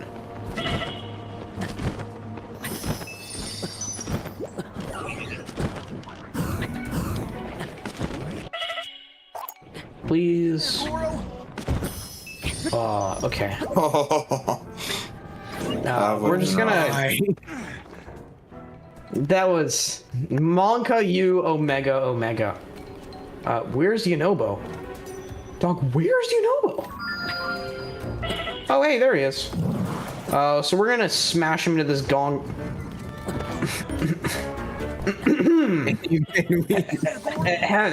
We're gonna smash him into this gong over here, and we're gonna unlock one of the 5 padlocks.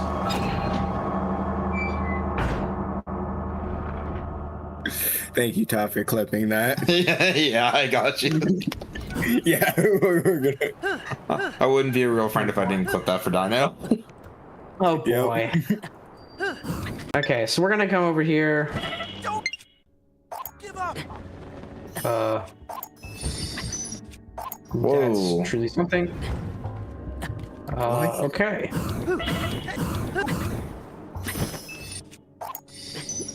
I actually run out of wings here. Here I go. So I'm gonna have to do my wings. It's kind of unfortunate, but it is what it is. So let's just do my wings real quick. Ready to go. Let's just do my wings real quick. I have enough wings. Now we're gonna go to the 3rd one, which is over here.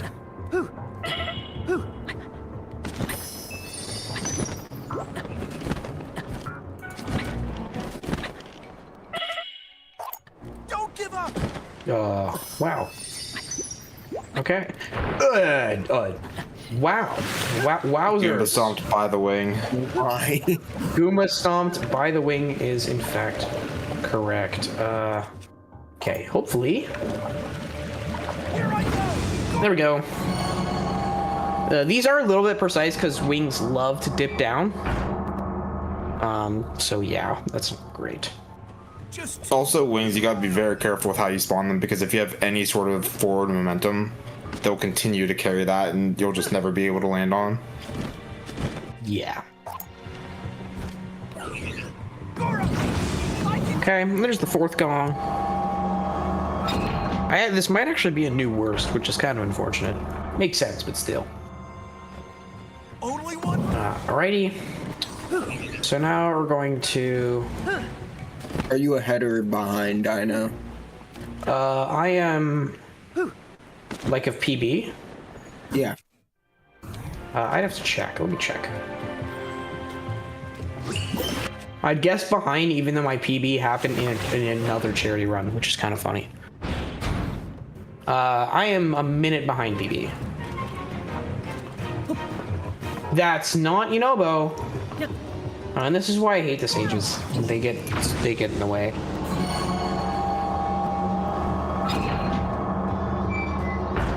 Don't some people disable Minoru after Slide on. That's all. The door's. All right, so now we're going to clip into here. I should need to equip the weapon. Yes. Now we're going to resync. So hopefully, Universe spawns in.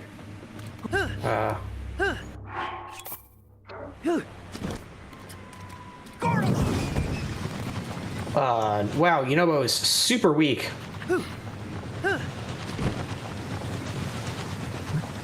Fidget spinner, Beyblade Red. Did I just call Beyblade a fidget spinner? I mean, you're not entirely wrong. Entirely wrong. So Yeah. Yeah. there could Alright, be an now it's argument time made. now it's time for Goma. Unfortunately, I'm not doing any shrines, so we will not be, in fact, harvesting Goma's balls. But Oh. usually, in an all shrines run, if we do all shrines, Goma's balls will allow us to, aka his explosive rocks, essentially allow us to skip the. They allow us to skip proving ground shrines. So that's why I always say that I really love Goma's balls. His balls are very, very nice for proving ground shrines.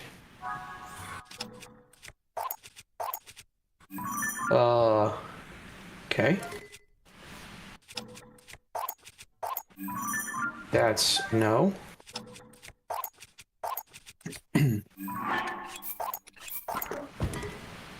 Okay, and that's Fire Temple. That is a new worst by around a minute and a half, unfortunately. As expected, but still kind of unfortunate. Many. And that's what you need. And that's called the Fire Temple. Wow. Wow. I love seeing cutscenes. Secret King? Demon Stone? No way. Something eating the stone turns you into a dragon only to be reverted at the last minute just because we can't have a sad ending. Yup. Secret King, Demon Stone, Imagine Dragon, These Nuts, Link, These Edibles Ain't Shit turns into an edible. And then, yeah, that's the story. Isn't that such an amazing story? I missed like part of it. Can you say it again? Oh, I got you. Secret King, Demon Stone, Imagine Dragon, These Nuts, Link, These Edibles Ain't Shit turns into an edible, and then we ride that edible to beat a huge snake. And yeah. Oh, okay. Okay. Thank you. And I'm writing this down for later. No problem. No problem. There will be a quiz next Tuesday. Wait, what? All right. Also, if you have a scratch emote, maybe, please. No scratch emote. But we get to see Link Head Scratching Simulator. Actually, Pants Scribe could work. We see Head Scratch Simulator. Right after this, and Yunobo proceeds to scratch his head for a hot minute, I'd say. There it is. He's really digging back there. Quit scratching your head, twin. Start digging your head. He's digging in his head, twin. What is he doing? Okay, now we're gonna make our way to Wind Temple. So let's just. It's so skyward. It's so skyward. Where's Zelda's? Yeah, It's where so is Majora. It's so Zelda 2. It's so Tears of the Kingdom. I just realized this entire charity event has almost every... No, it does have every 3D Zelda. Yeah, no, it does. Except for Zelda Relay Race. except for Breath of the Wild. It does not have that. That is the Dang. only one.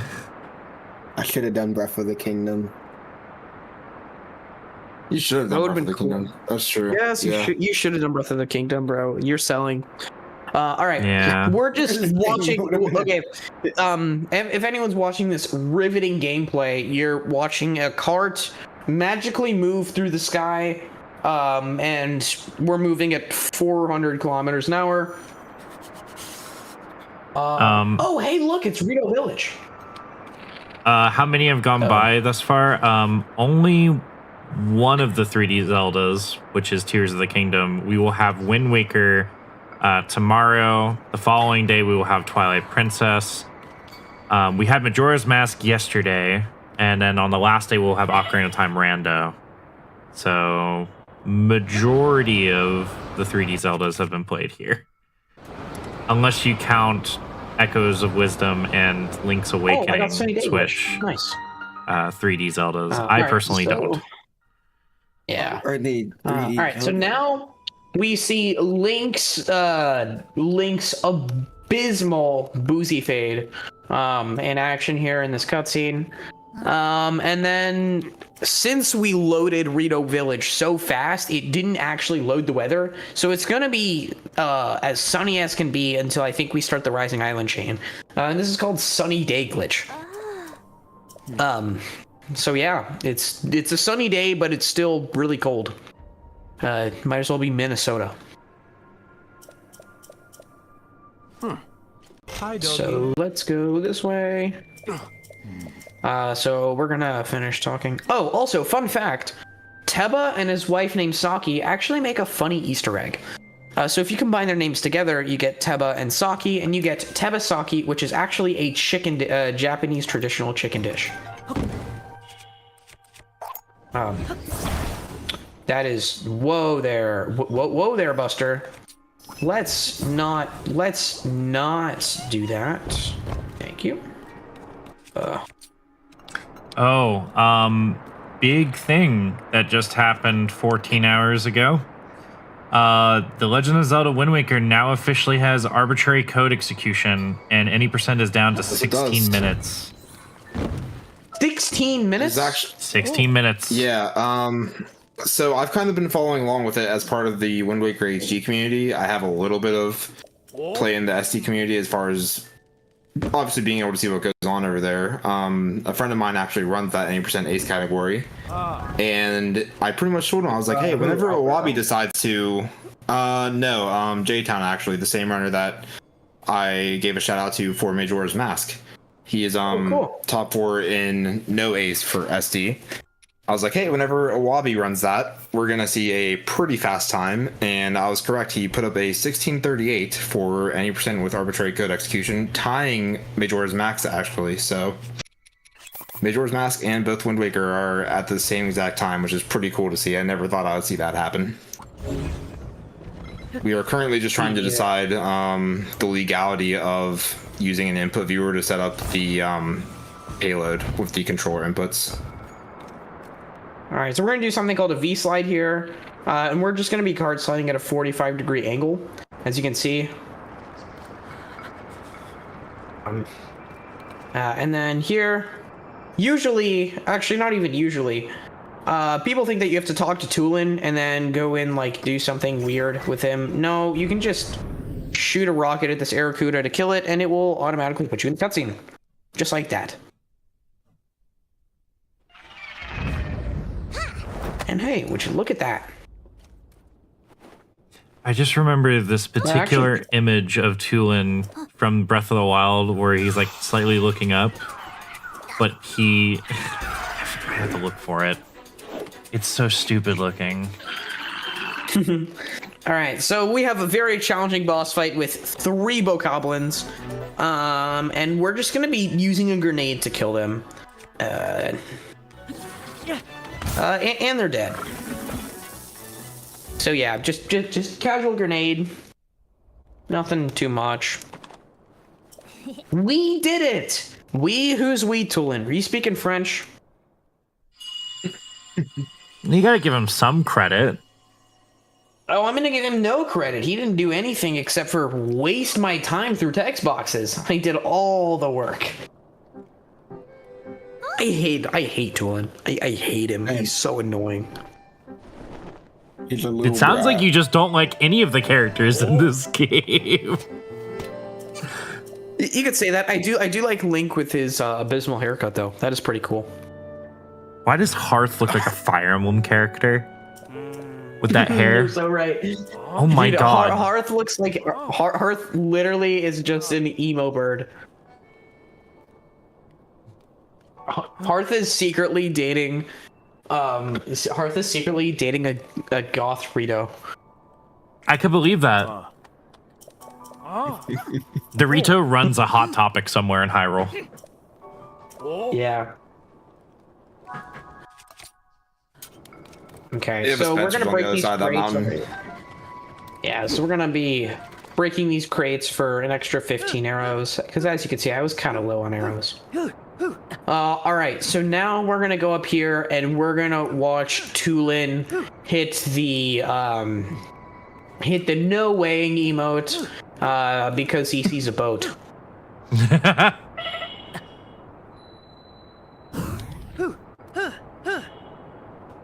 I don't know if you have the no weighing emote in your chat, but you'll see it pretty soon. I got it. There we go. Yup. Just watch.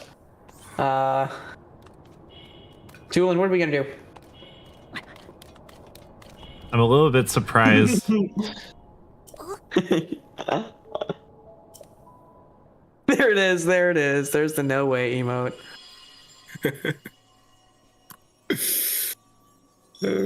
Oh man. Armando says, I had him blow away some items accidentally when I was doing jetpack on a current patch once and I almost lost my mind. That's real. That is Also, absolutely real. how old is Tulin and how has he not seen a boat? Like, I think he's like 14, maybe 13. is Actually, the- wait, maybe he's less than that. I think he's 10. I actually think he's 10 because he was like 3 years old in Breath of the Wild. Check.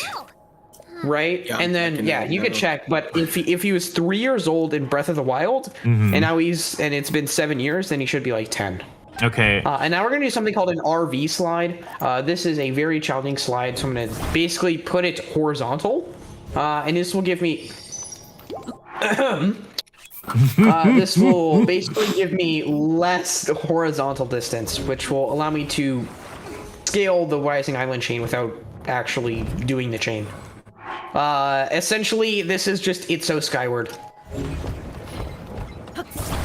You know what? I have another Can't find video. a straight answer on it. Yeah, me too. I have another video idea for you, Dino.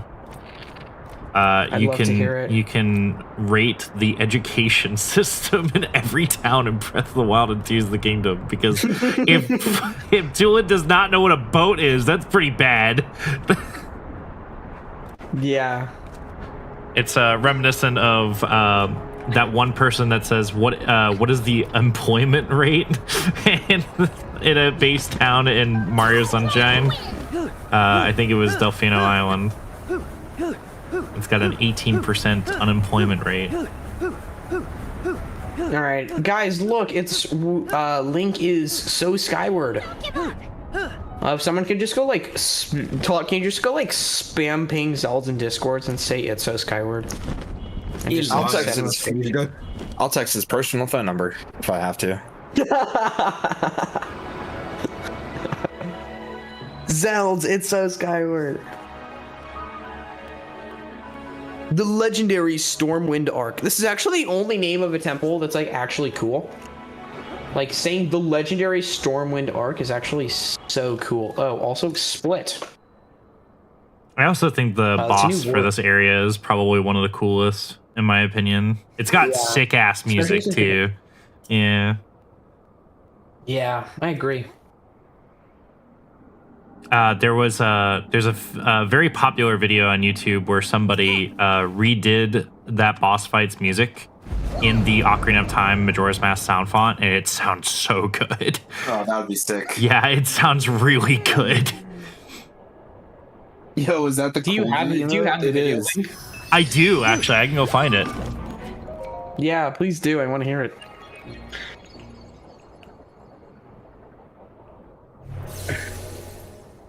All right, so this is going to be probably my favorite temple.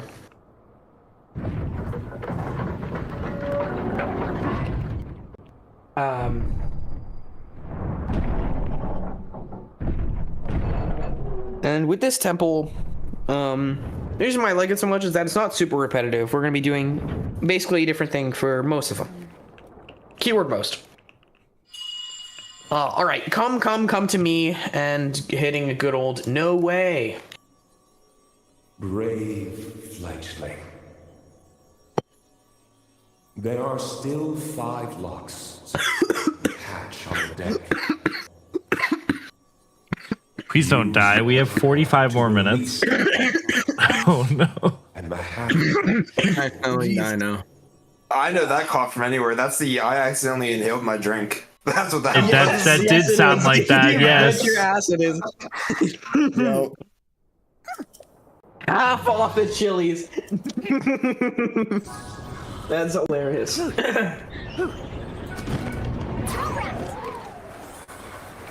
I need a weapon. Holy shit.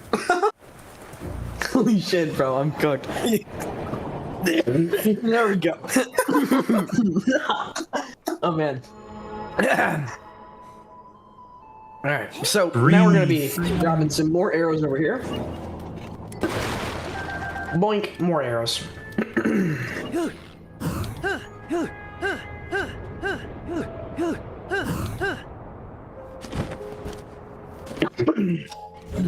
Sir, this is a Wendy's. Sir, this is a Wendy's. This is a Dairy Queen. What are you talking about, Wendy's? Oh, Dairy Queen. Pod, find it. You used to work at Wendy's as well. Oh, there's some lore there. I do not want to get into that. That's never told me about the lore. You have. That was like 7 years ago, man. Nah, bro, it was like 3.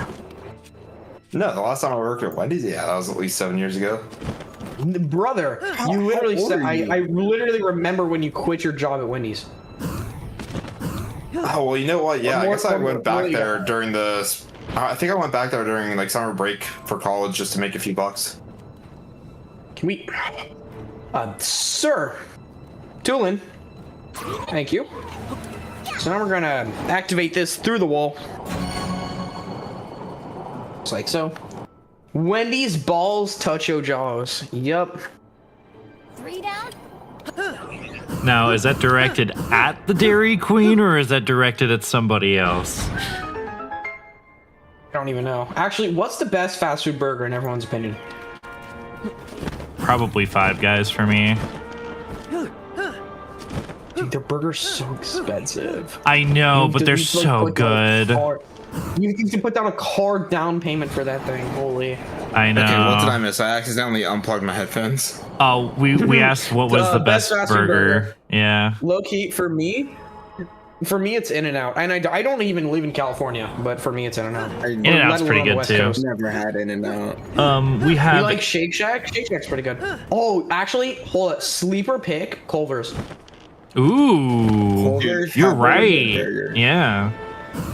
By the way, we have a $50 donation from Cybermage Nova who says, "Happy Speed Timber, Aki and folks.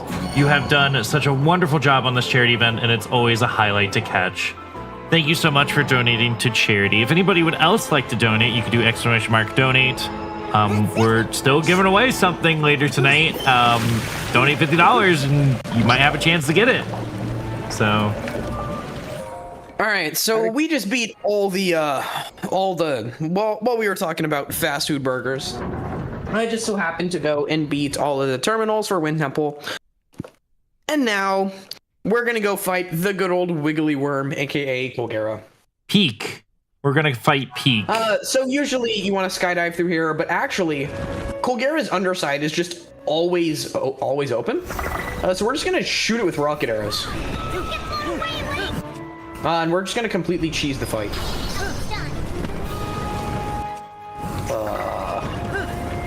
And you just stop moving. And there we go. There's Colgera 1 done.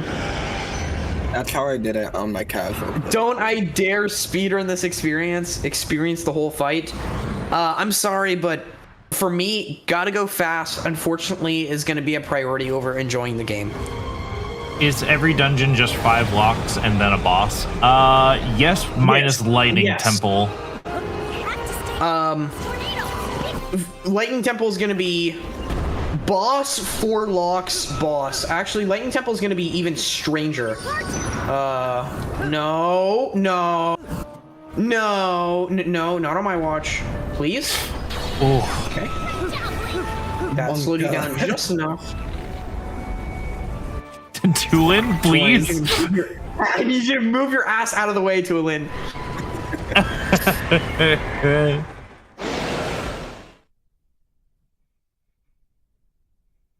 Didn't do this the intended way? Oh, you best believe I did this the intended way. It was so cinema when I did it the intended way. Oh my god. The lag here is all absolutely abominable.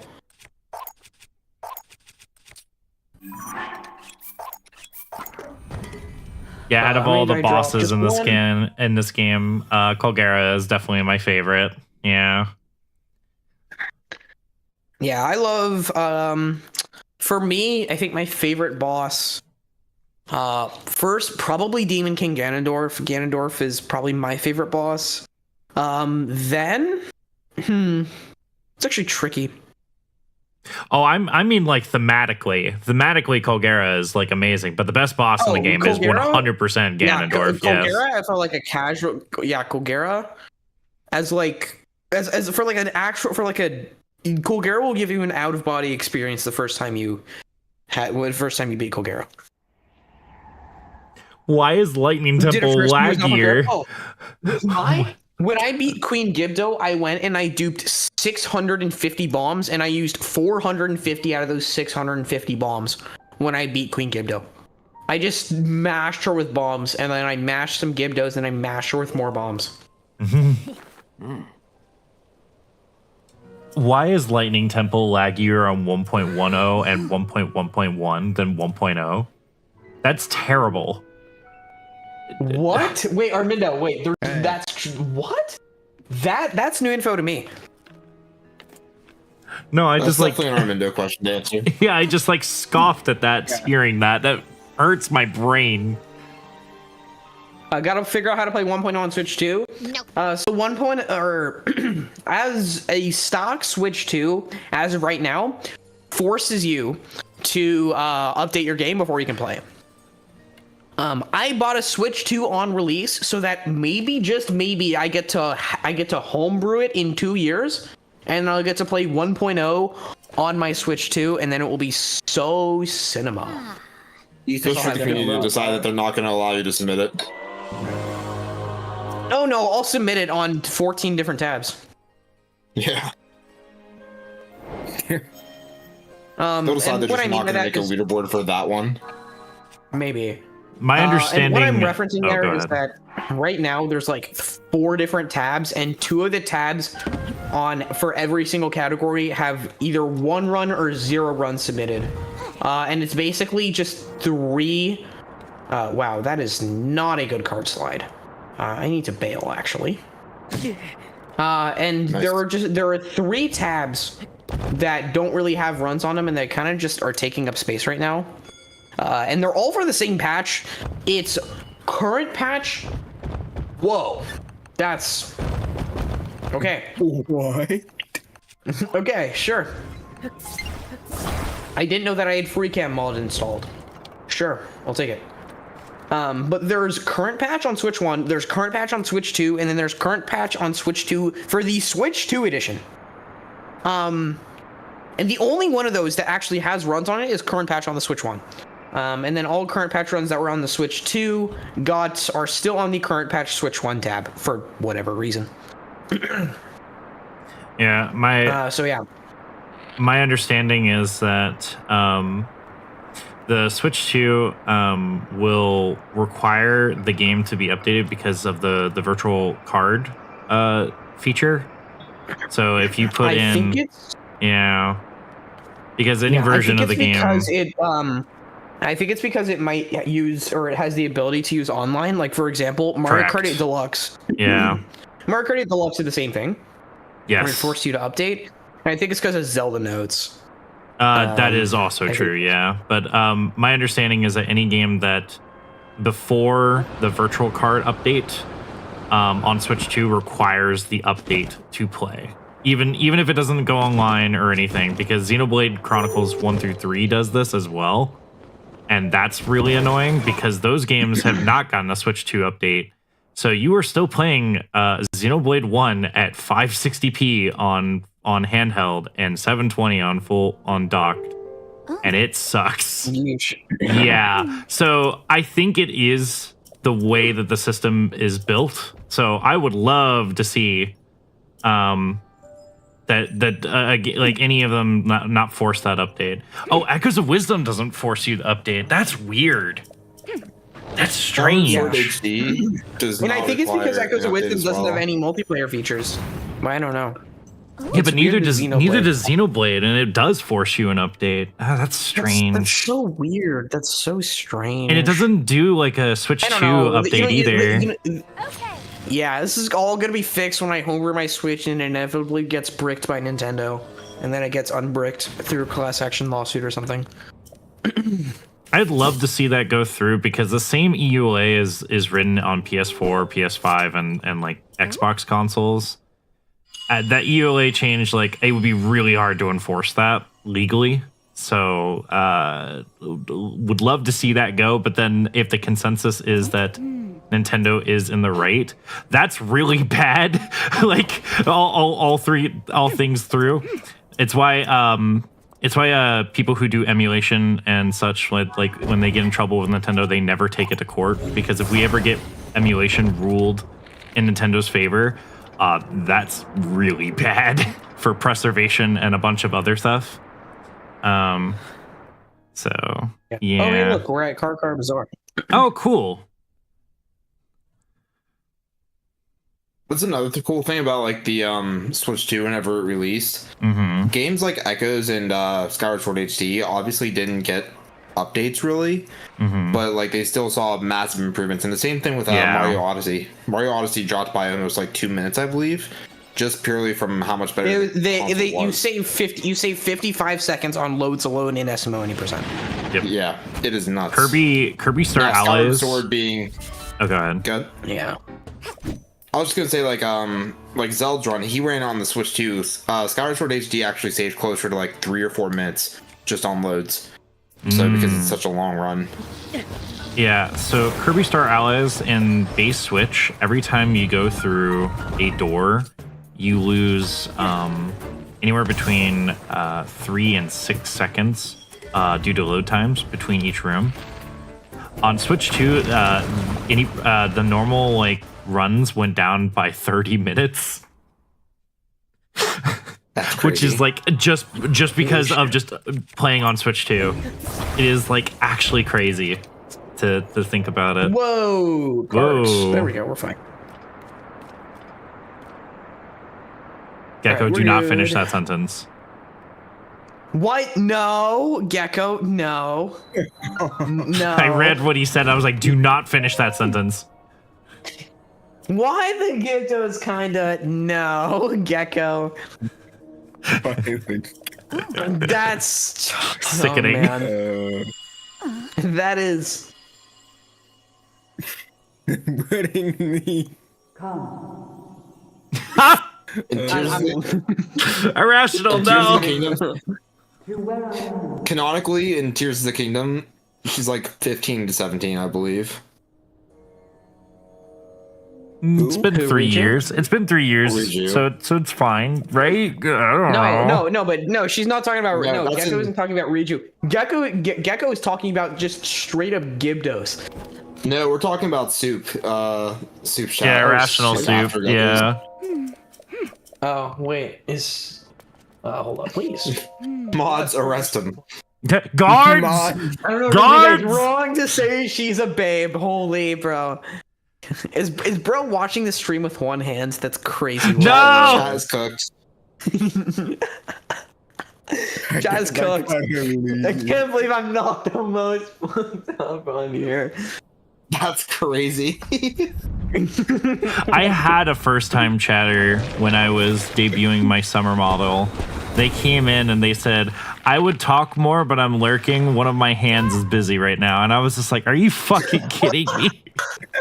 Yikes. Yeah, no, guards immediately got that guy during the subathon.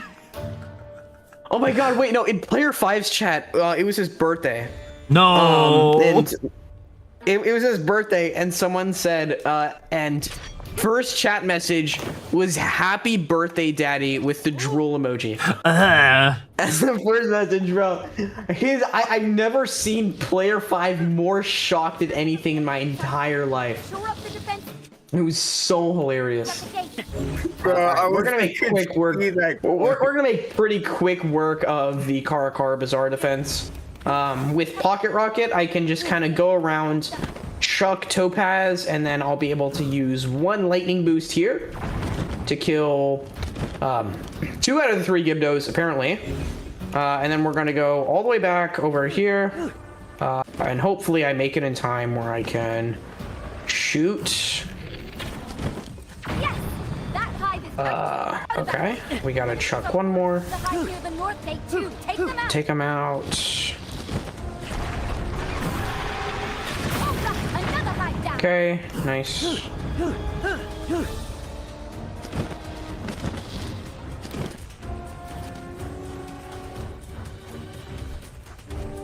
Armando is asking if there's Why still a is there- VOD to that because they want to see the reaction. Hit it with lightning.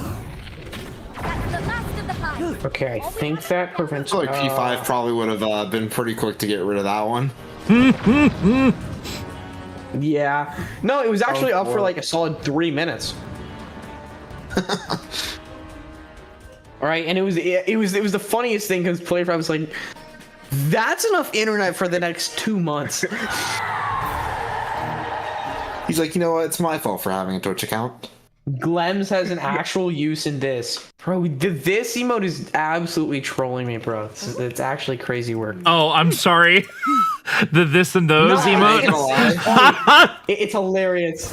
It's hilarious. Not lying, I saw it and I was like, all right, I'm adding it on 7TV. There it is. Did you Bro, add yeah, the? Todd, if you do not have that added on 7TV, I will add it for you. Did No, you? I added it and I also added the these. Yeah, I was about to say add. Yeah. You should add These this. is pretty funny too. Please add those. Bro, I Yeah. hate that emote. I hate that emote, bro. It's so bad. It's so bad. I love it. The It's emote? really funny. Add in Elias to 7TV. Dude, I'll throw in everybody I have. Yes, bro. Wait, do I just Do I just wait? No. Okay, Elias hates me adding emotes, bro. He's trying to make me pay taxes on the emotes that I have, even though I'm his only 7TV editor, bro. It's actually the dumbest thing. He's like, How do bro, you I tax need you somebody to for use adding I emotes? need you to use. He literally added me as a 7TV editor, and he's like, yeah, so now you're gonna have to start paying via channel points to add emotes. I'm like, what? I just realized I'm still a 7TV mod for Luxile. I am too. I think I well, I'm also a, I just I'm a just dude, I'm a added it to Discord. I'm 6 a people's mod for channels. Lux Discord, bro. I'm a mod for his Discord, and it's That's why you amazing. always want me to join so you can abuse your power. Oh, you get bet. bullied. You bet. I will admit it. Alright, I just added the lowercase the to like 6 people's Thank channels. you. Thank you so much. Yes. Oh boy. If that's in my channel, I'm banned. It's in your channel. Yeah, Alright, I'm well, removing that shit. I'm banned. immediately. I'm banned. Oh my God, Tot, you're amazing. You're Oh getting man, removed. I love spreading my propaganda. Good. Oh man, there's nothing better than spreading misinformation on a Tuesday. Folks. What's that? Saturday. What's What do you that, mean Tuesday? Oh wait, today's Saturday. No. Oh, we we're a don't talk couple about days that. behind, dude. We're a couple days. If it was Tuesday, the charity event's ending. Good old hydrobromic acid. It's not Tuesday. What's that? You guys know that? What is it? Like the more you know, like the rainbow effect that goes across. Yeah. There was one that was like how it feels to spread misinformation. You just had like the rainbow go behind it. You just got boss. bitch slapped, dude. I just got bitch slapped. Okay, now we're going to cart slide towards the middle, please. we're going to cart slide towards the middle to hopefully save time. We are not going to be, in fact, saving any time. Oh my god, it's a reference to Wind Waker. It's the Illuminati. I was more so talking about the orbs that you put in Wind Waker, but sure, Illuminati, the Bermuda Triangle. Yeah, why not? It's the Bermuda Square. Yeah, thankfully we never really see that cutscene in Wind Waker. Again, seeing all these 3D Zeldas without me modded into the game feels very wrong. I haven't played this game normally in like years. Oh, hey, look, it's Zelda. Actually, I'm going to take a picture of this because that's a really good thumbnail. So, who knows?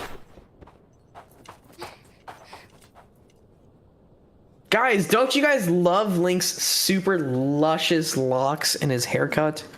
What? Don't you love Link's haircut? His skin I think fade? what got me the most about the haircut was the way like his hair just dropped to the ground, like just fell behind him. Oh? Can you, like, all the footage that you used for that video, can you use the like footage of Link just not having hair just to piss everybody off? Oh, I can. And then just be like, yeah, this is just how the game is normally. Yeah, it's just how the game is normally. Wait, actually, I think my intro, I'm pretty sure my intro split icon is Link having no hair. I'm pretty sure it's just that. Well, I'm saying that like this is a good way to make your video like stand out for all the other Zelda reviews, because then now yours is the only one that has bald Link in it. So when people find it, it's going to make it memorable. I'll just be using bald Link in all of my footage. You know what? I like that idea. Bald Link is officially now going to be in every single piece of my footage. That is a good idea. And then when somebody mentions it in YouTube, just be like, "What are you talking about?" It's completely normal gameplay. Yeah. The game came out just 2 or 3 years ago. What was your initial gameplay like? My initial playthrough of this game, like on hardware, it was bad. The game lagged a lot, and I did not enjoy it. All right, so does everyone remember how Lightning Temple's like an Ocarina of Time dungeon? Right, where it takes like 40 minutes to like get through all of Lightning Temple, and you go to the rooms, and then you like use a bunch of mirrors and stuff, right? Yep. Yeah, so we're just gonna be skipping literally all of that, and I mean all of that. So let's look for a way to get in. I agree, Riju. And I think this is the perfect way to get in. Oh, hey, look, it's the Lightning Temple from Out of Bounds. It looks like a giant Tetris piece. It is essentially a giant Tetris piece. Hi, Riju. Thank you.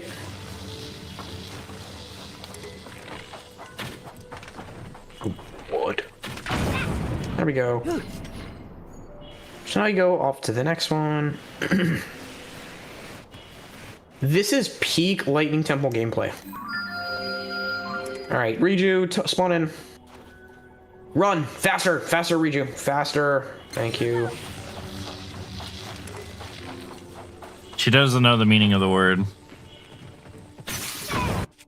Oh, hey. Okay, bow broke. That's why we have two. All right. I'm sorry, Gecko. Did you It's just so call Lightning Temple? Finally, someone's getting it. you just call Riju Riku? Sure. Yeah. No. Yeah. This is Kingdom Hearts now. Wait, Riju is is that a Miku reference? Do we have a Riju Miku reference? Maybe. I don't know. I don't know. Is anyone in this VC like a huge Miku fan? No, but I have a friend who is. Otaku I hear is. about it. Otaku's a mega More like Miku fan. Aki, are you a Miku fan, Aki? Or I not? am a Miku fan. Yeah. Like a mega fan? Oh, not a mega Okay, fan, but just only one. a fan of her stuff. Oh, well. I'm a fan I don't enough know. to the I point see where- way too much. So, being a guitarist, they have a Miku guitar pedal that just makes everything sound like Miku. And That's actually I just want to. That's I funny. want to buy it just for the memes. That's about it. So. That's so funny. I love it. I know there's an official like Miku synthesizer now, so that you can use that while plugging into any of your amps, and now your entire instrument will sound like Miku if you want that. That would be something. All right. Oh, hey, look, we're in Lightning Temple. And if you notice, all of the things are activated, as you can see. But for some reason, the game is really stupid. And you'll just, you know what? I'll show rather than tell. Yeah, why not? Sure.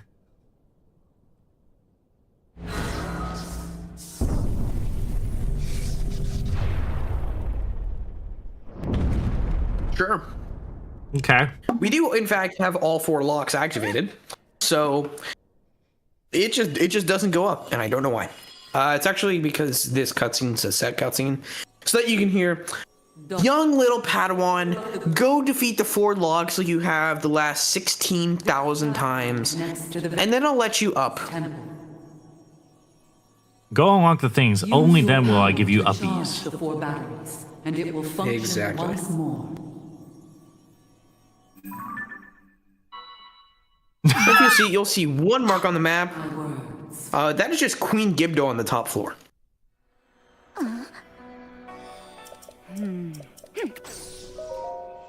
So now, we're not going to do anything else. We're just going to examine. You will clip through it if through one of the cutscenes. What? Dude, Armindo, how do you know this stuff? What? That's crazy. They're a glitch hunter for this game. Of course they know it. I know, but still, it's so random and crazy. Armindo's almost like Nardwuar. Twig got it in Like, one we of have his to 80 know. runs on current. Oh, I see. Yeah, that's crazy. No way no way the elevator counts as a mount. That's crazy. Okay, talk to me, Riju. All right, now we're gonna go. Now we're gonna go.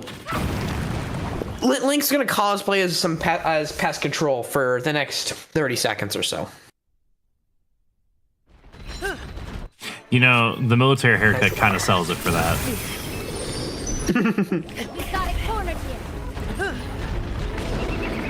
Show us what you can do. All right. Oh, good. There is half of pest control. What do you mean by overloaded? So essentially in this game, you can stick weapons onto Link's model, and the game will... It takes up memory, and if you put out so many weapons on Link's model, it will basically use up so much of the memory that we call something called overload. And that overload essentially allows us to... hold on, give me a sec. That overload allows us to negate collision, which is how I clip through the floor. That's how I clip through the floor. That's how I cart slide and I get weird, like, drops that are, like, spawn at my feet and stuff like that, yeah. It's also how Slush clipped through the deer during his any percent run earlier in the day. Mm-hmm. Oh dear, we are breaking the game. Oh dear. Oh dear. Todd, why'd you add that to my emotes list? I'm gonna keep it because it's funny, but still. Because Aki asked, so I did. Alki gave me $100 to see Link get a boozy fade, so that's gonna be staying there. I should You have know a what? lot more than the- just deer chat. Oh no, I'm scared. Did you add this in these? I will, now that you mention it. As if it wasn't difficult Please enough do. to type normal sentences in Dino's chat. Yeah. It's okay for April Fools this year. I made a lot of the like article words like the and a if is, and then I used every Just typos. preposition. So like there's this, like that. They're all images of Wario. So like no one understood anything that was going on in chat, and it was really funny. Oh yeah, some of them are still here. You just see good old Wario in chat sometimes. Yeah. Like if you put lol, or I think FUCK, or like a bunch of other words, you'll see Wario. I think like think is Wario. Y is a Wario like sinking into quicksand. me, Wario. It's like this fun episode. I love Wario, bro. This is funny. He is one of my favorite characters.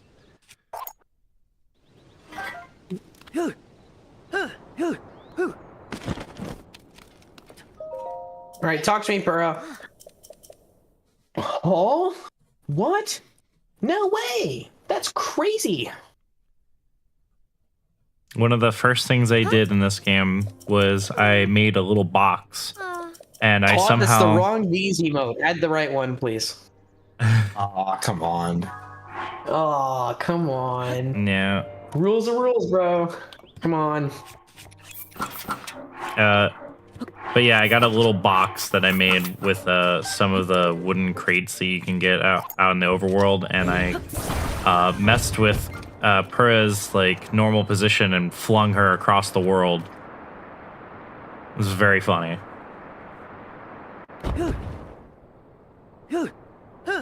I think I also got her stuck in a lake because it says personal use defined or like denied.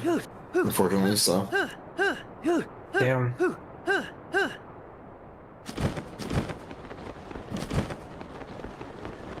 Just grab it and upload it, and then there you go. Link. Link. Come. I am waiting. I am waiting. Waiting for you.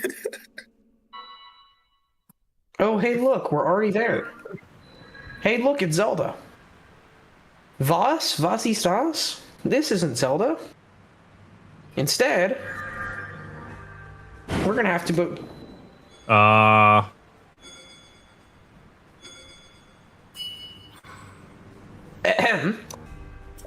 As I was saying, we're gonna have to.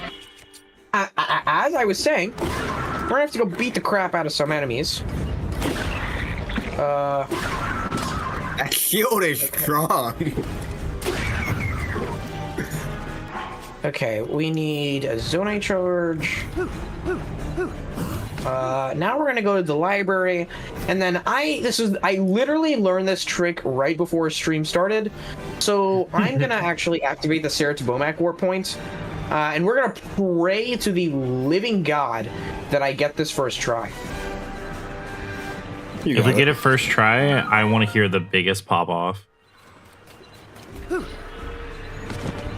If I don't get it first try, I'm losing like a minute, so hopefully I get it first try. Also, I'm low-key... What?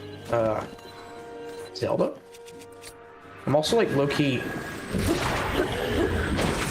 okay, let's... Okay, sure.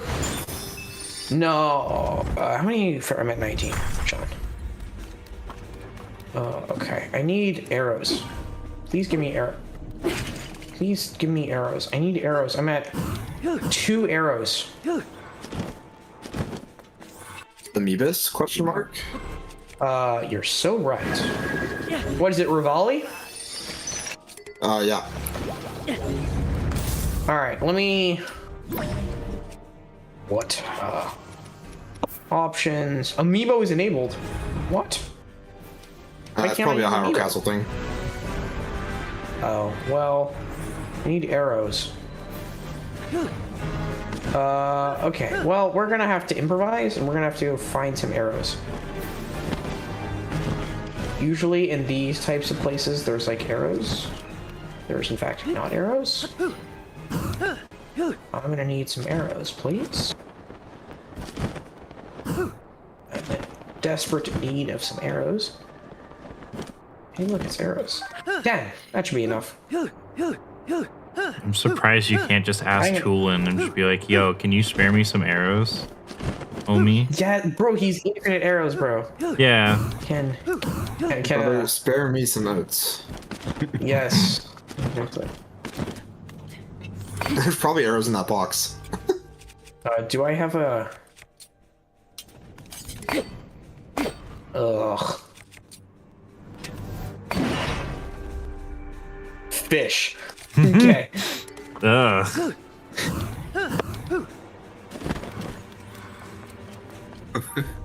Okay. Now we pray to the Jesus Christ himself, to the Lord our God, that I get this clip. Praising. I wonder what Sidon thinks about the fish. Okay. That's progress. 1, 2, 3. Okay. I think I got it. Nice. Yep, looking good. There we go. So now we spawn these. And now we skip a phase. I think, right? Yes. We come to this phase next.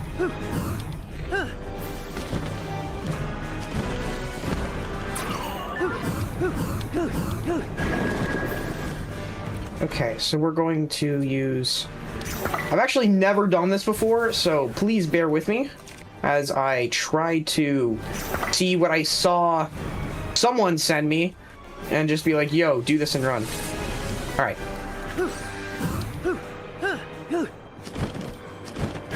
This. So I think I do 1, 2. You might have to hit him from above the collision. Yeah, so I think I gotta go from here. Maybe, and then I gotta hit him like this. There we go. Nice. Ooh, big pop off. Holy bowl of time. Link, I am waiting. Nice, there we go. So that is actually the first time that I've ever fully done that strat. Oh fuck.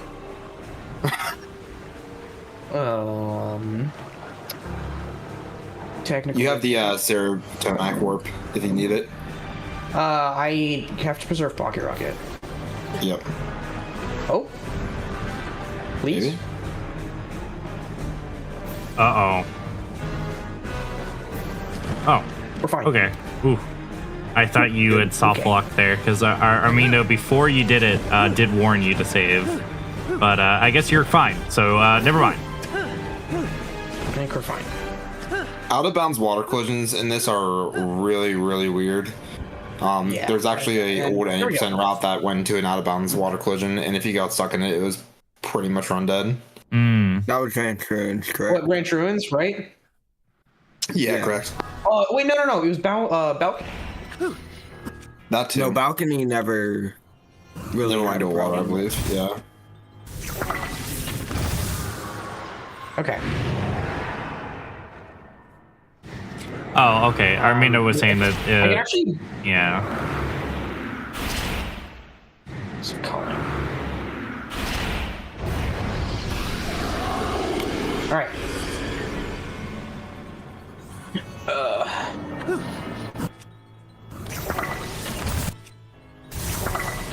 My man is dropping the forbidden pizza sauce all over the floor. Alright, we're gonna pick up some arrows. Just real quick. That's also... Wait, no, that's not Hyrule Castle Beat. Is it? Yes, it is. Yes, it is. Ooh, jump scare.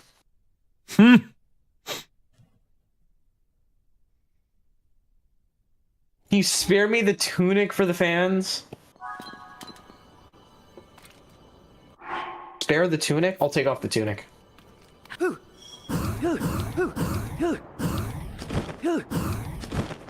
Where's... There it is. 10 arrows. Alright, now we clip to the depths. And now we go beat the old man in the basement. You free falling by Tom Petty. We Drop all the way down.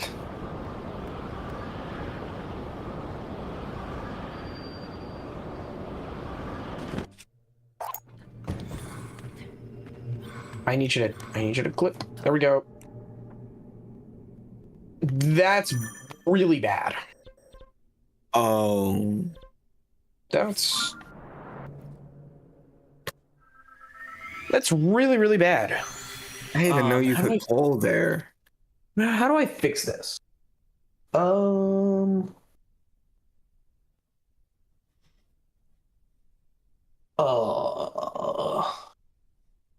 Highland Shield? Do I just go get Highland Shield? I don't think so.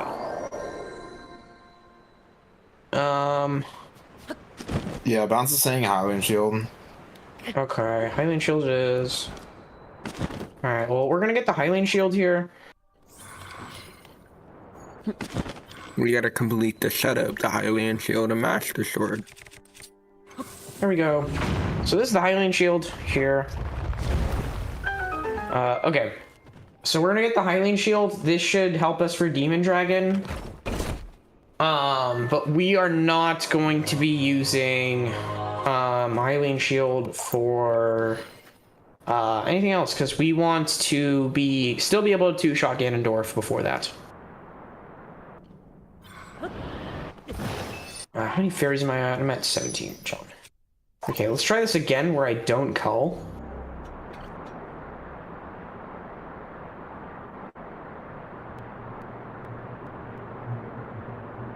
I didn't even know that you could cull in the depths. Do I have to do a spin bomb? I might have to do a spin bomb. I have 6 bomb flowers. So we're going to do a spin bomb, and a spin bomb is a strat used in Tears of the Kingdom in the TOTK BTT. And I pull out a bomb in a 3-frame window. Whoa. That's... I don't... I can actually pick up a Royal Broadsword, so we're fine. We're just gonna use Highland Shield. Let's try this again. We're gonna use a spin bomb. So where we take out a bomb in a 3-frame window, it will ragdoll us, and we clip. Just like so. I'm gonna bullet time dupe my large zone charge.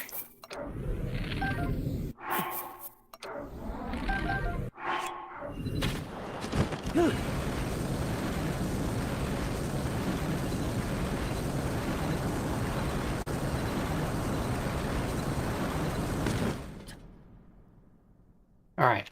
Unfortunately, that is not too great, but it is what it is. It's still sub 3 pace, and that's what matters.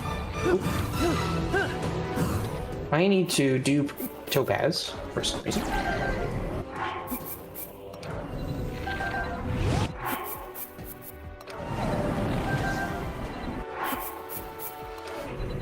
Thanks, Tolan.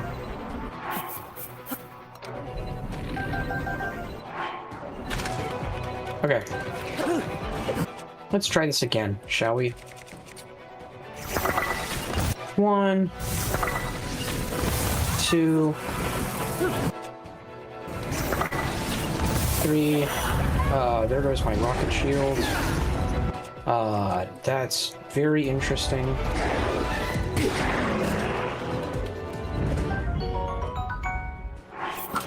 Okay, we're gonna equip that.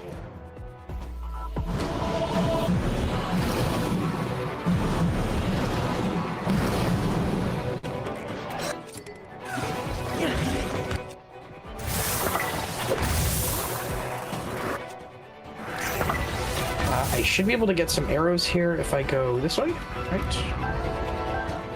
There we go. Just stocking up on arrows.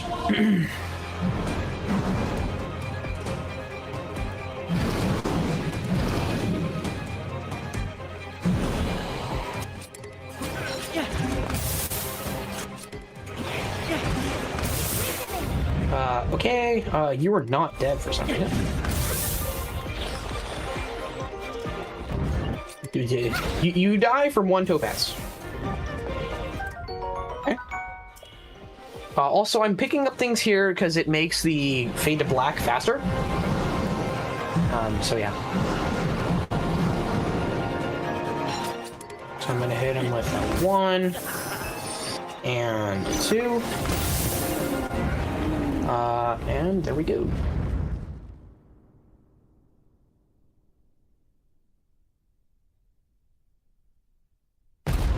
Alright, lucky for me, I will not have to zuggle my shield, but I will use one of the Welshes that are still in my inventory. I need to dupe, so let's use some wings. And there we go.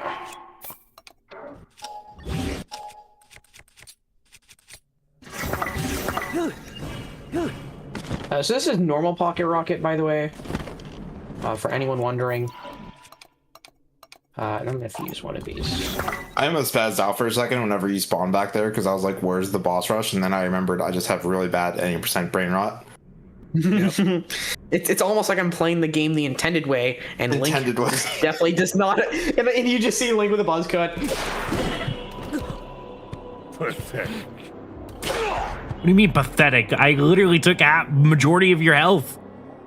What? Yeah, pathetic. All right, bro. I'm gonna hit you with the good old blender. Oh my god, dude. Ganondorf is giving me all the bad things. Just die. I'll see you guys. Tulin's here to help. Oh my god, what is Tulin gonna do against the man in the basement with phantom horns? Headshot him.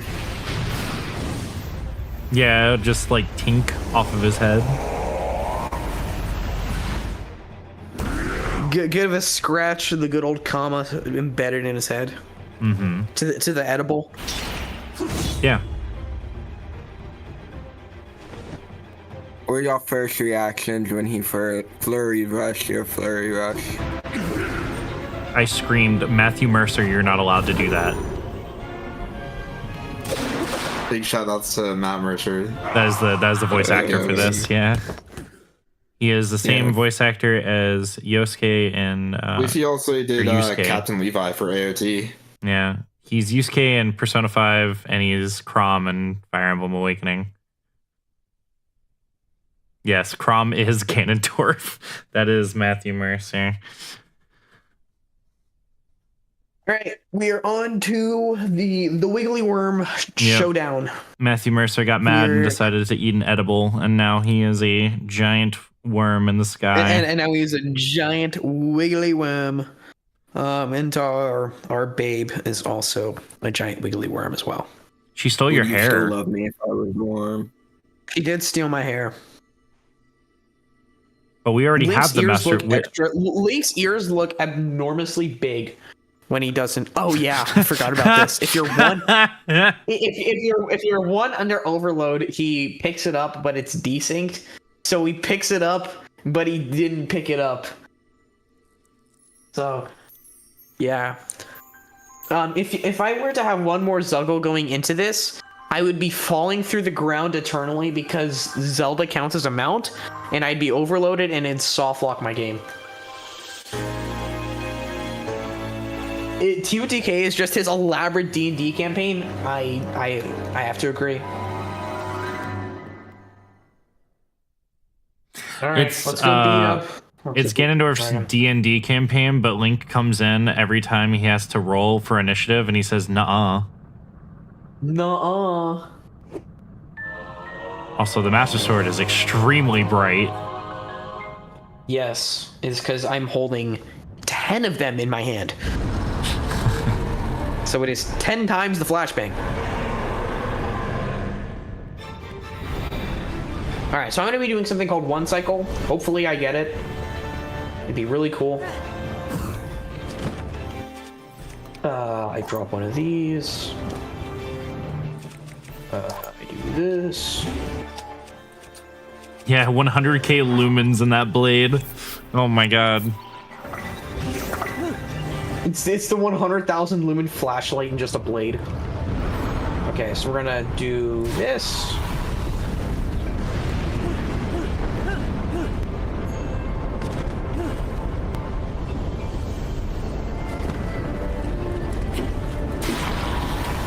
And then hopefully we can get to 3. Which we did. I'm gonna eat my last Zonai charge. And then we're gonna pocket rocket way up this way. This is why I got the Hylian Shield, because the Hylian Shield is 800 durability, which is 10 times more than any other shield in the game. So, yeah. Do you need to eat durability for the pocket rocket? Yeah, every single rocket pump that I do eats 1 durability. Ah, I see.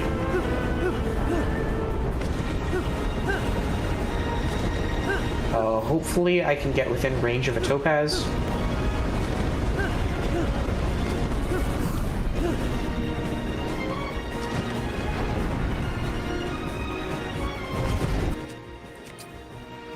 There should be enough.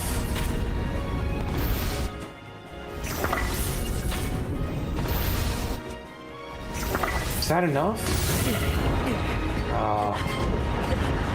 I don't have a bow. Actually, I do. I have a construct bow and a dream.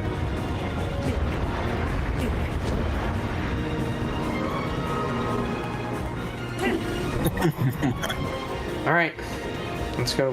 Hopefully, beat the game.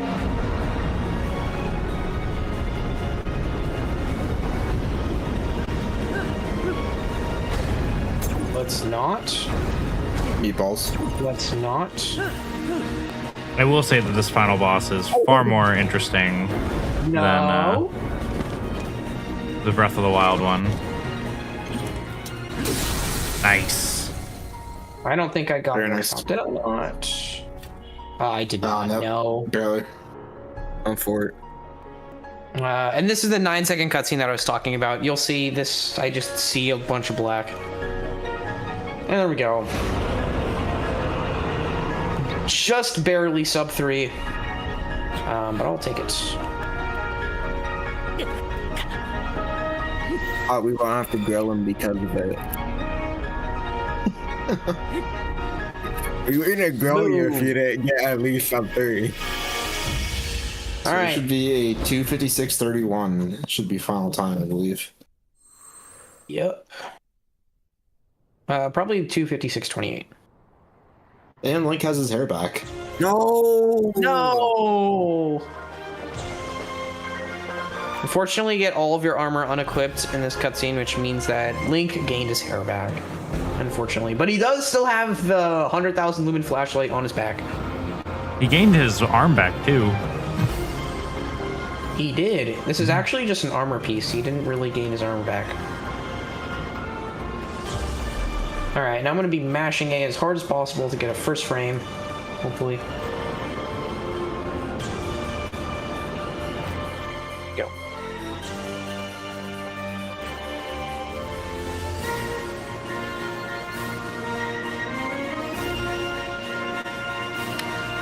Good, I didn't split. There we go, 2:56:30. Jeez. That is time. That is time.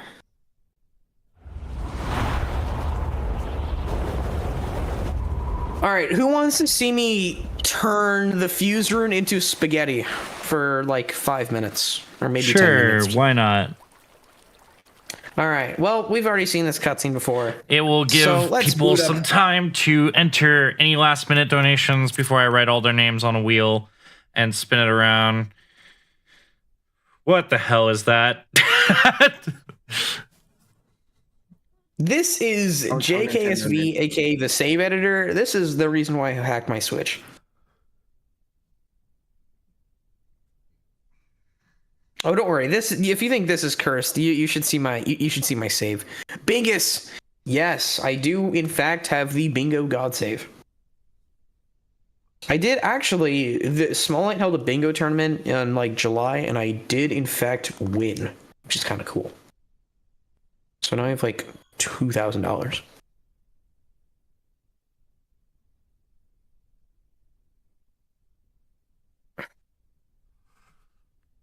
Wow.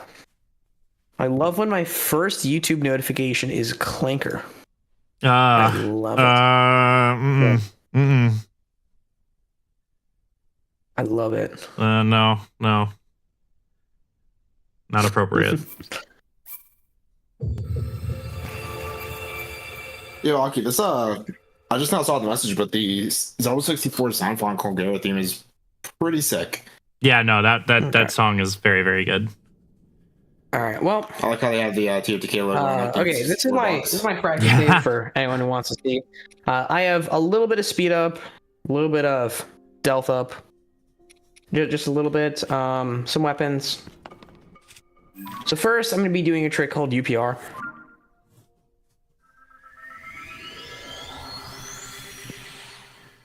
Yeah, I got that. So we're going to work through the assumption. I got that song recommended to me one time by watching Neat Brandy. Nintendo feature. Yes, this is definitely a It's pretty neat good. and intended Nintendo feature. Mm-hmm.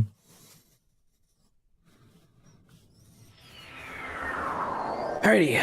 I think I have one too many shields. So let's drop one of my shields. Alright. I don't want to explain this because it's really complicated.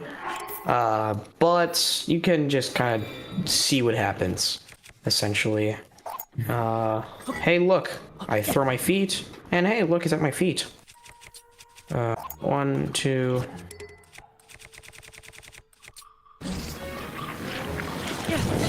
I failed it, damn.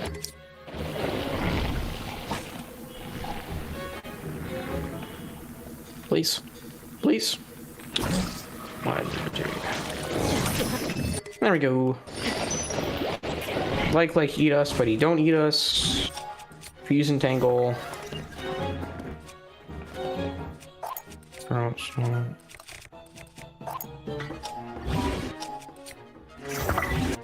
Boo. There we go, Zuggle.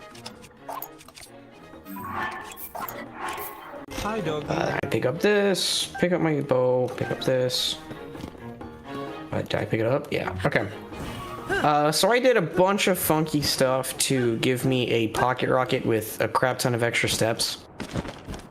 So I'm gonna go over here. I'm gonna give him this. Pick up the weapon. Pick up the weapon. There we go. 2, 3, 4, 5. 1, 2, 3, 4. And hey, look, my rocket is now not using durability. Isn't that so cool? We'll get there, though. Essentially, Dino threw his weapon that was about to break, got it to display that it's broken, but it's still equipped. We call it Throken. This makes some things involve the weapon have infinite range, which is why he did it. Yeah, and then I give it to the construct, and then the construct has some weird properties that it gives you battery, and through the Throken that I did, it should go through warp slots. That's not... No. No. I need to get rid of that, please. Ugh. Please say rock shield. Please say my rocket shield is here somewhere. Okay, we're good.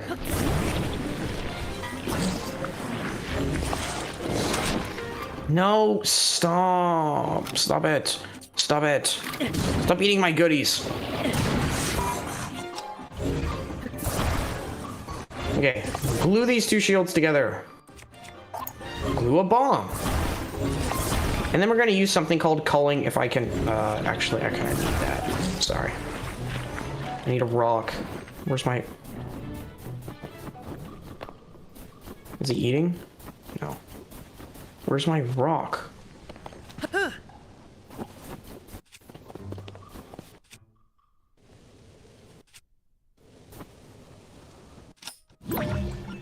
That's it. Do you have any fans in your Where's my inventory? rock? Oh. Do I have fans? Any I got fans. Any liftable will work. Well, but it's that I have the rock FE'd. Oh. Okay.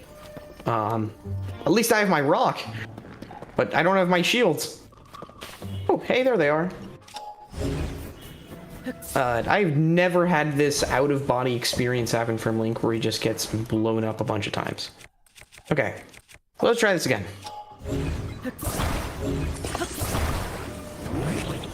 So I'm gonna pick up this rock. I'm gonna cull, which is where I disappear, and if I drop something during this, it sends it to something called cold purgatory. It does something called a permacull, which essentially means that now it's always gonna be near me. So I'm always gonna have that weapon shield near me, and then through that throken it'll be spawned in. And hey, look at that! I now have an infinite pocket rocket shield, just like so. But now instead of having to zuggle it through warps and loads, now I don't have to zuggle it anymore. This is used in all shrines and in 100%. Where I'm also going to show you another glitch that I'll be using in 100% as well. I just have to do some prep.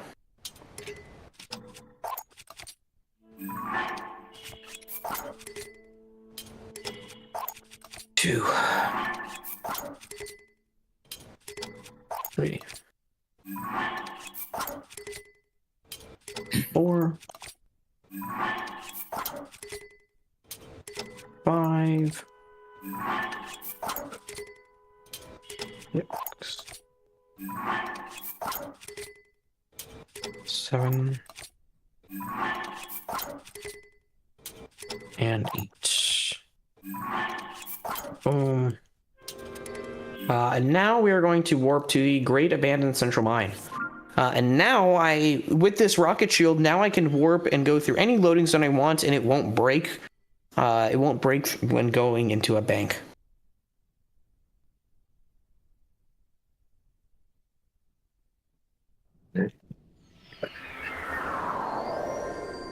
Okay, so here we go. And hey, it still works. So I have a little bit of setup here. If Armindo wants to explain what the hell is happening, he can. But I probably will not be explaining what's happening because it's a lot. It is. You'll see very quickly that I will be doing a lot here. Did the timer break? No, I just finished the run. So now we're doing mini glitch exhibition through super uber complicated glitches. I just dropped that over there.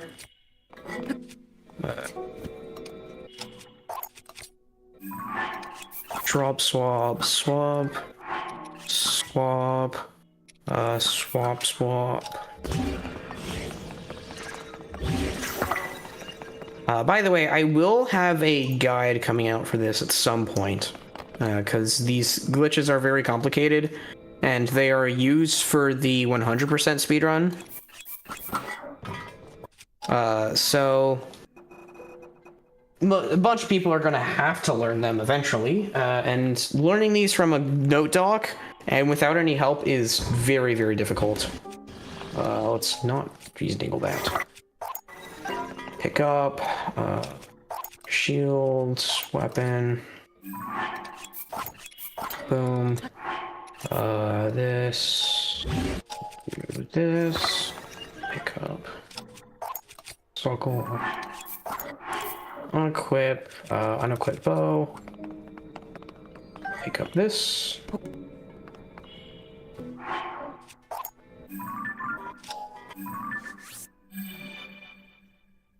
All right. Pick this up. Do the good old shimmy shimmy. Essentially, we are just chaining something known as a pseudo-fusing, which fuses an overworld but not a menu. The goal is to get a huge chain of equipment and have a permanently active fan in it through a glitch we call gas. That lets you then use the wind to move much faster than with a paraglider consistently, which saves a ton of time. Drop swap. And as you can see, that fan that's to my top left is now going to always be on. Just like so. Zuggle weapon.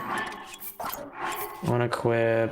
I think I do drop, destroy, do this, Overload pickup.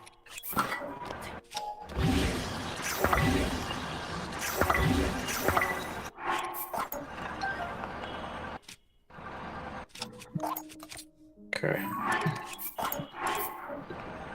Shield sword.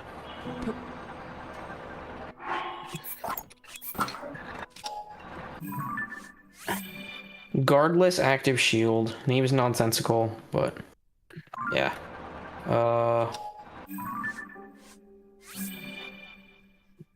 Okay, please uncall.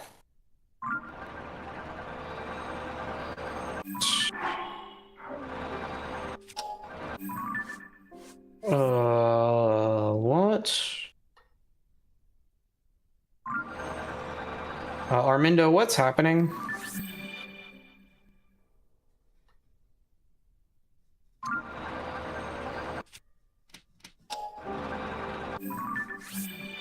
Why am I not uncalling?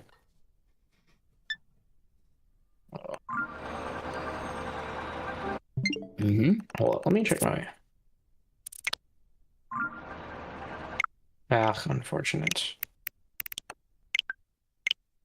Why am I not uncalling? So now, for some reason, it looks like I'm stuck. That's really unfortunate. Could be camera angle related. It shouldn't be.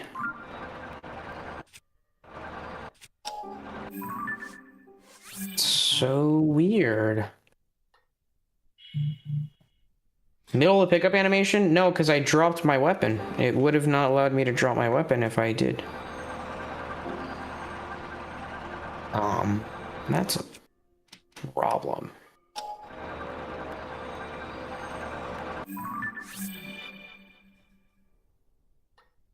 Why? Like, he should uncall, and I don't know why he isn't. This cutscene. That's so weird. We've turned Link into an item. Ta-da! Yeah, Link is now invisible, and I can't do anything, unfortunately.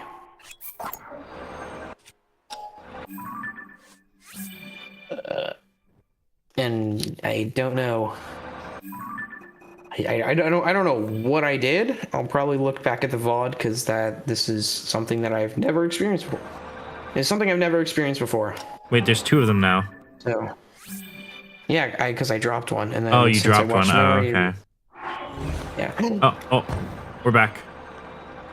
We're back. What? I don't know. We'll take it.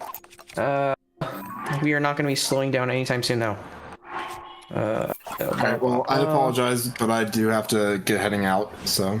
Yeah, Alright, sounds good. I was just about to mention that this does need to wrap up. I've been here for far too long. It will. Yeah. Don't worry about it. It will. Right, well, I'll catch everybody for Wind Waker HD tomorrow, so I'll see you all then. See you later, Todd. Thank you so much for hanging. Yep. All right, bye. Pick up this, and then we should be on the last step here, and then I'll kind of spend like probably only a minute or two showing off what the hell this does. Okay. Fuse that to shield. That's a master sword. Should be fine.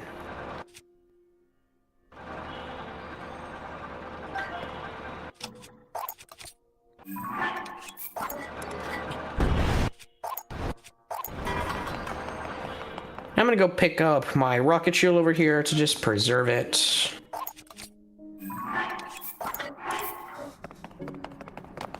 Duplicating master swords? Yeah, I just have a couple master swords on the ground.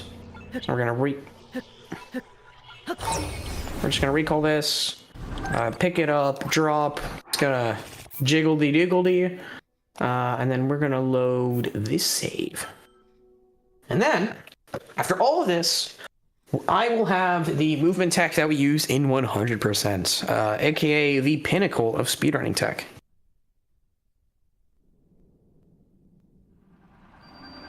I'm gonna drop this, pick up my rocket shield, and hey, Now I have something called Recurse Jetpack with UPR. And if you can notice, I'm moving really fast. I'm actually moving at 30 meters per second, just on command. One really cool thing about this is that, of course, we move really fast. But then also, if I'm down here, is the ceiling really high? I'd say that's high-ish. So you know how Slush did that gas launch earlier with, like, going to Lookout Landing? Yeah, so I have that. If it was, just think of hydrogen bomb versus coughing baby. And this is, of course, the hydrogen bomb. I'm gonna send through this. I'm gonna have to mash A. If I did it right, I fly into the ceiling. Let me warp to, you know what, let's just see what this does.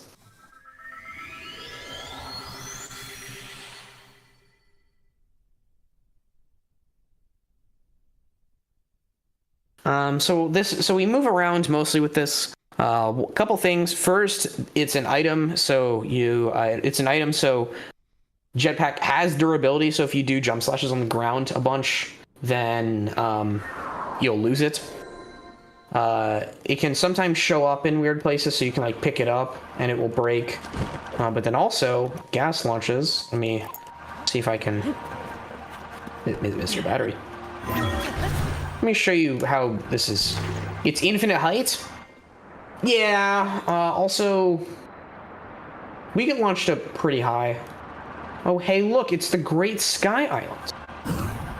All the way over there. So yeah, that's Jetpack, and that'll be all for me, because I know everyone here is tired. But yeah, that's how we gain heights. Little cool glitches. Thanks for tuning in to my old Dungeons run. I'm going to shout out just a couple people. Yeah, absolutely. Go right ahead. Don't worry. Yeah, I'd like to shout out just a couple people. First off, Armindo. Armindo, Armindo has taught me both of these glitches and almost everything that I know about this game. Who else? Oh, again, shout out to Ergol. Ergol has done 90% of the optimizations to not just this category, but to the game as a whole. He not just pioneered this route, he pioneered the current world record All Shrines route. He also pioneered the All Main Quest route and pioneered the 90% route. I'd like to give a shout out to Bounce as well. I don't know if he's here or not because it's really late for him. Actually, I think he is. Maybe he's here. He and I co-op the 100% route for this game. Bro's really chill guy. Dino the Goat, thank you very much, Bounce. And then just kind of my friends, so just like, Elias, that kind of thing. So yeah. Thanks for having me, by the way. But, of course, yeah. Thank you for showcasing this. Yeah. This was wonderful.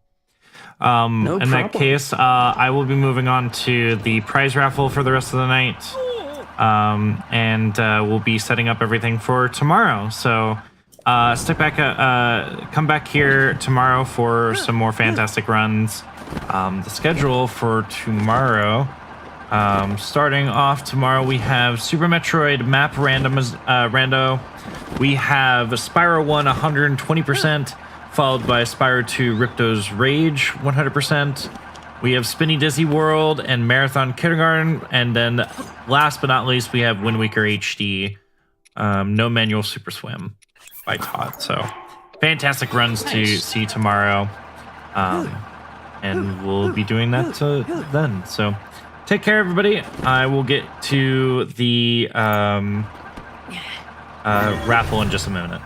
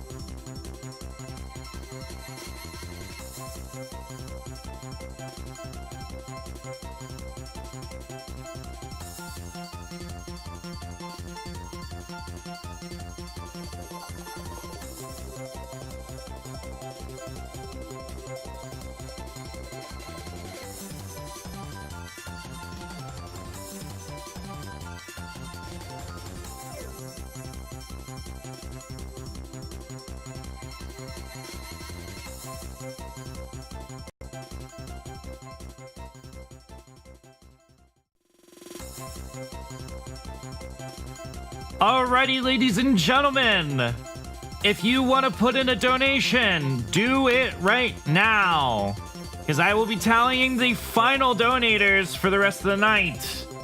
You have a couple of seconds to put in a donation towards the Breath of the Wild Link figure by First Four Figures.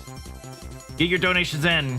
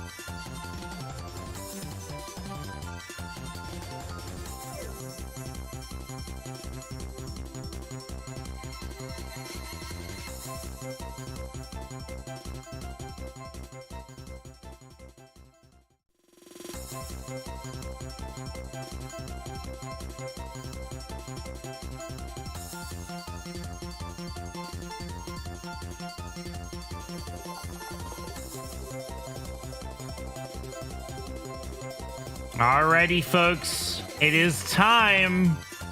Donations are closed. Names are submitted.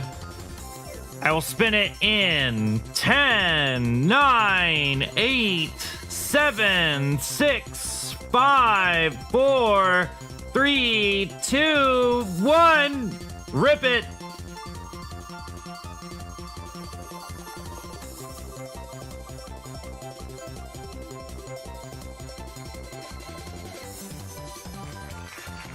McGina, you have won the Breath of the Wild Link figure. Congratulations.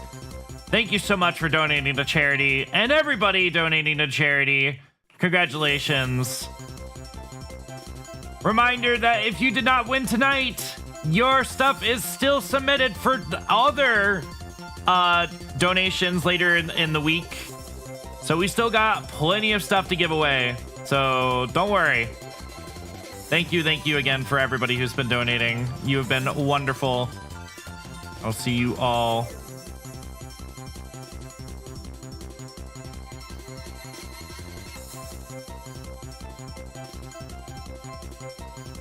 All right, hold on. Let me just write that name down. Let me just write the name down before I forget. I don't want to forget the name, because ooh, that would be really bad. I've had that happen before. Oopsies. All right, give me a second. Breath of the Wild figure. All right, I will see you guys tomorrow, but we're gonna find somebody to raid. We gotta find someone to raid. Oh wait. Oh no. Finn, you got in too early. No, I mean not too late.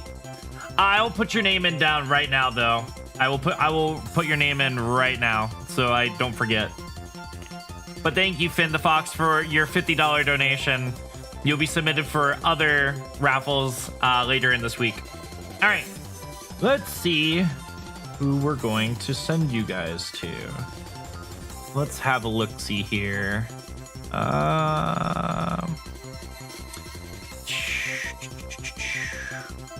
Who do we send you to? I got a couple people that I could send you guys off to. A couple in mind, actually. You know what? I want to send you guys over to this individual. This is a good friend of mine. They've been doing wonderful stuff. So really excited to send you guys over to them. All right, we're gonna do happy debut. We're gonna give them Orin love. That is the raid message. Oops. And we're gonna do /raid. All right, folks, I will see you guys tomorrow. You guys have all been wonderful. Thank you guys so much. All right. See you guys tomorrow. Bye-bye. Bye-bye.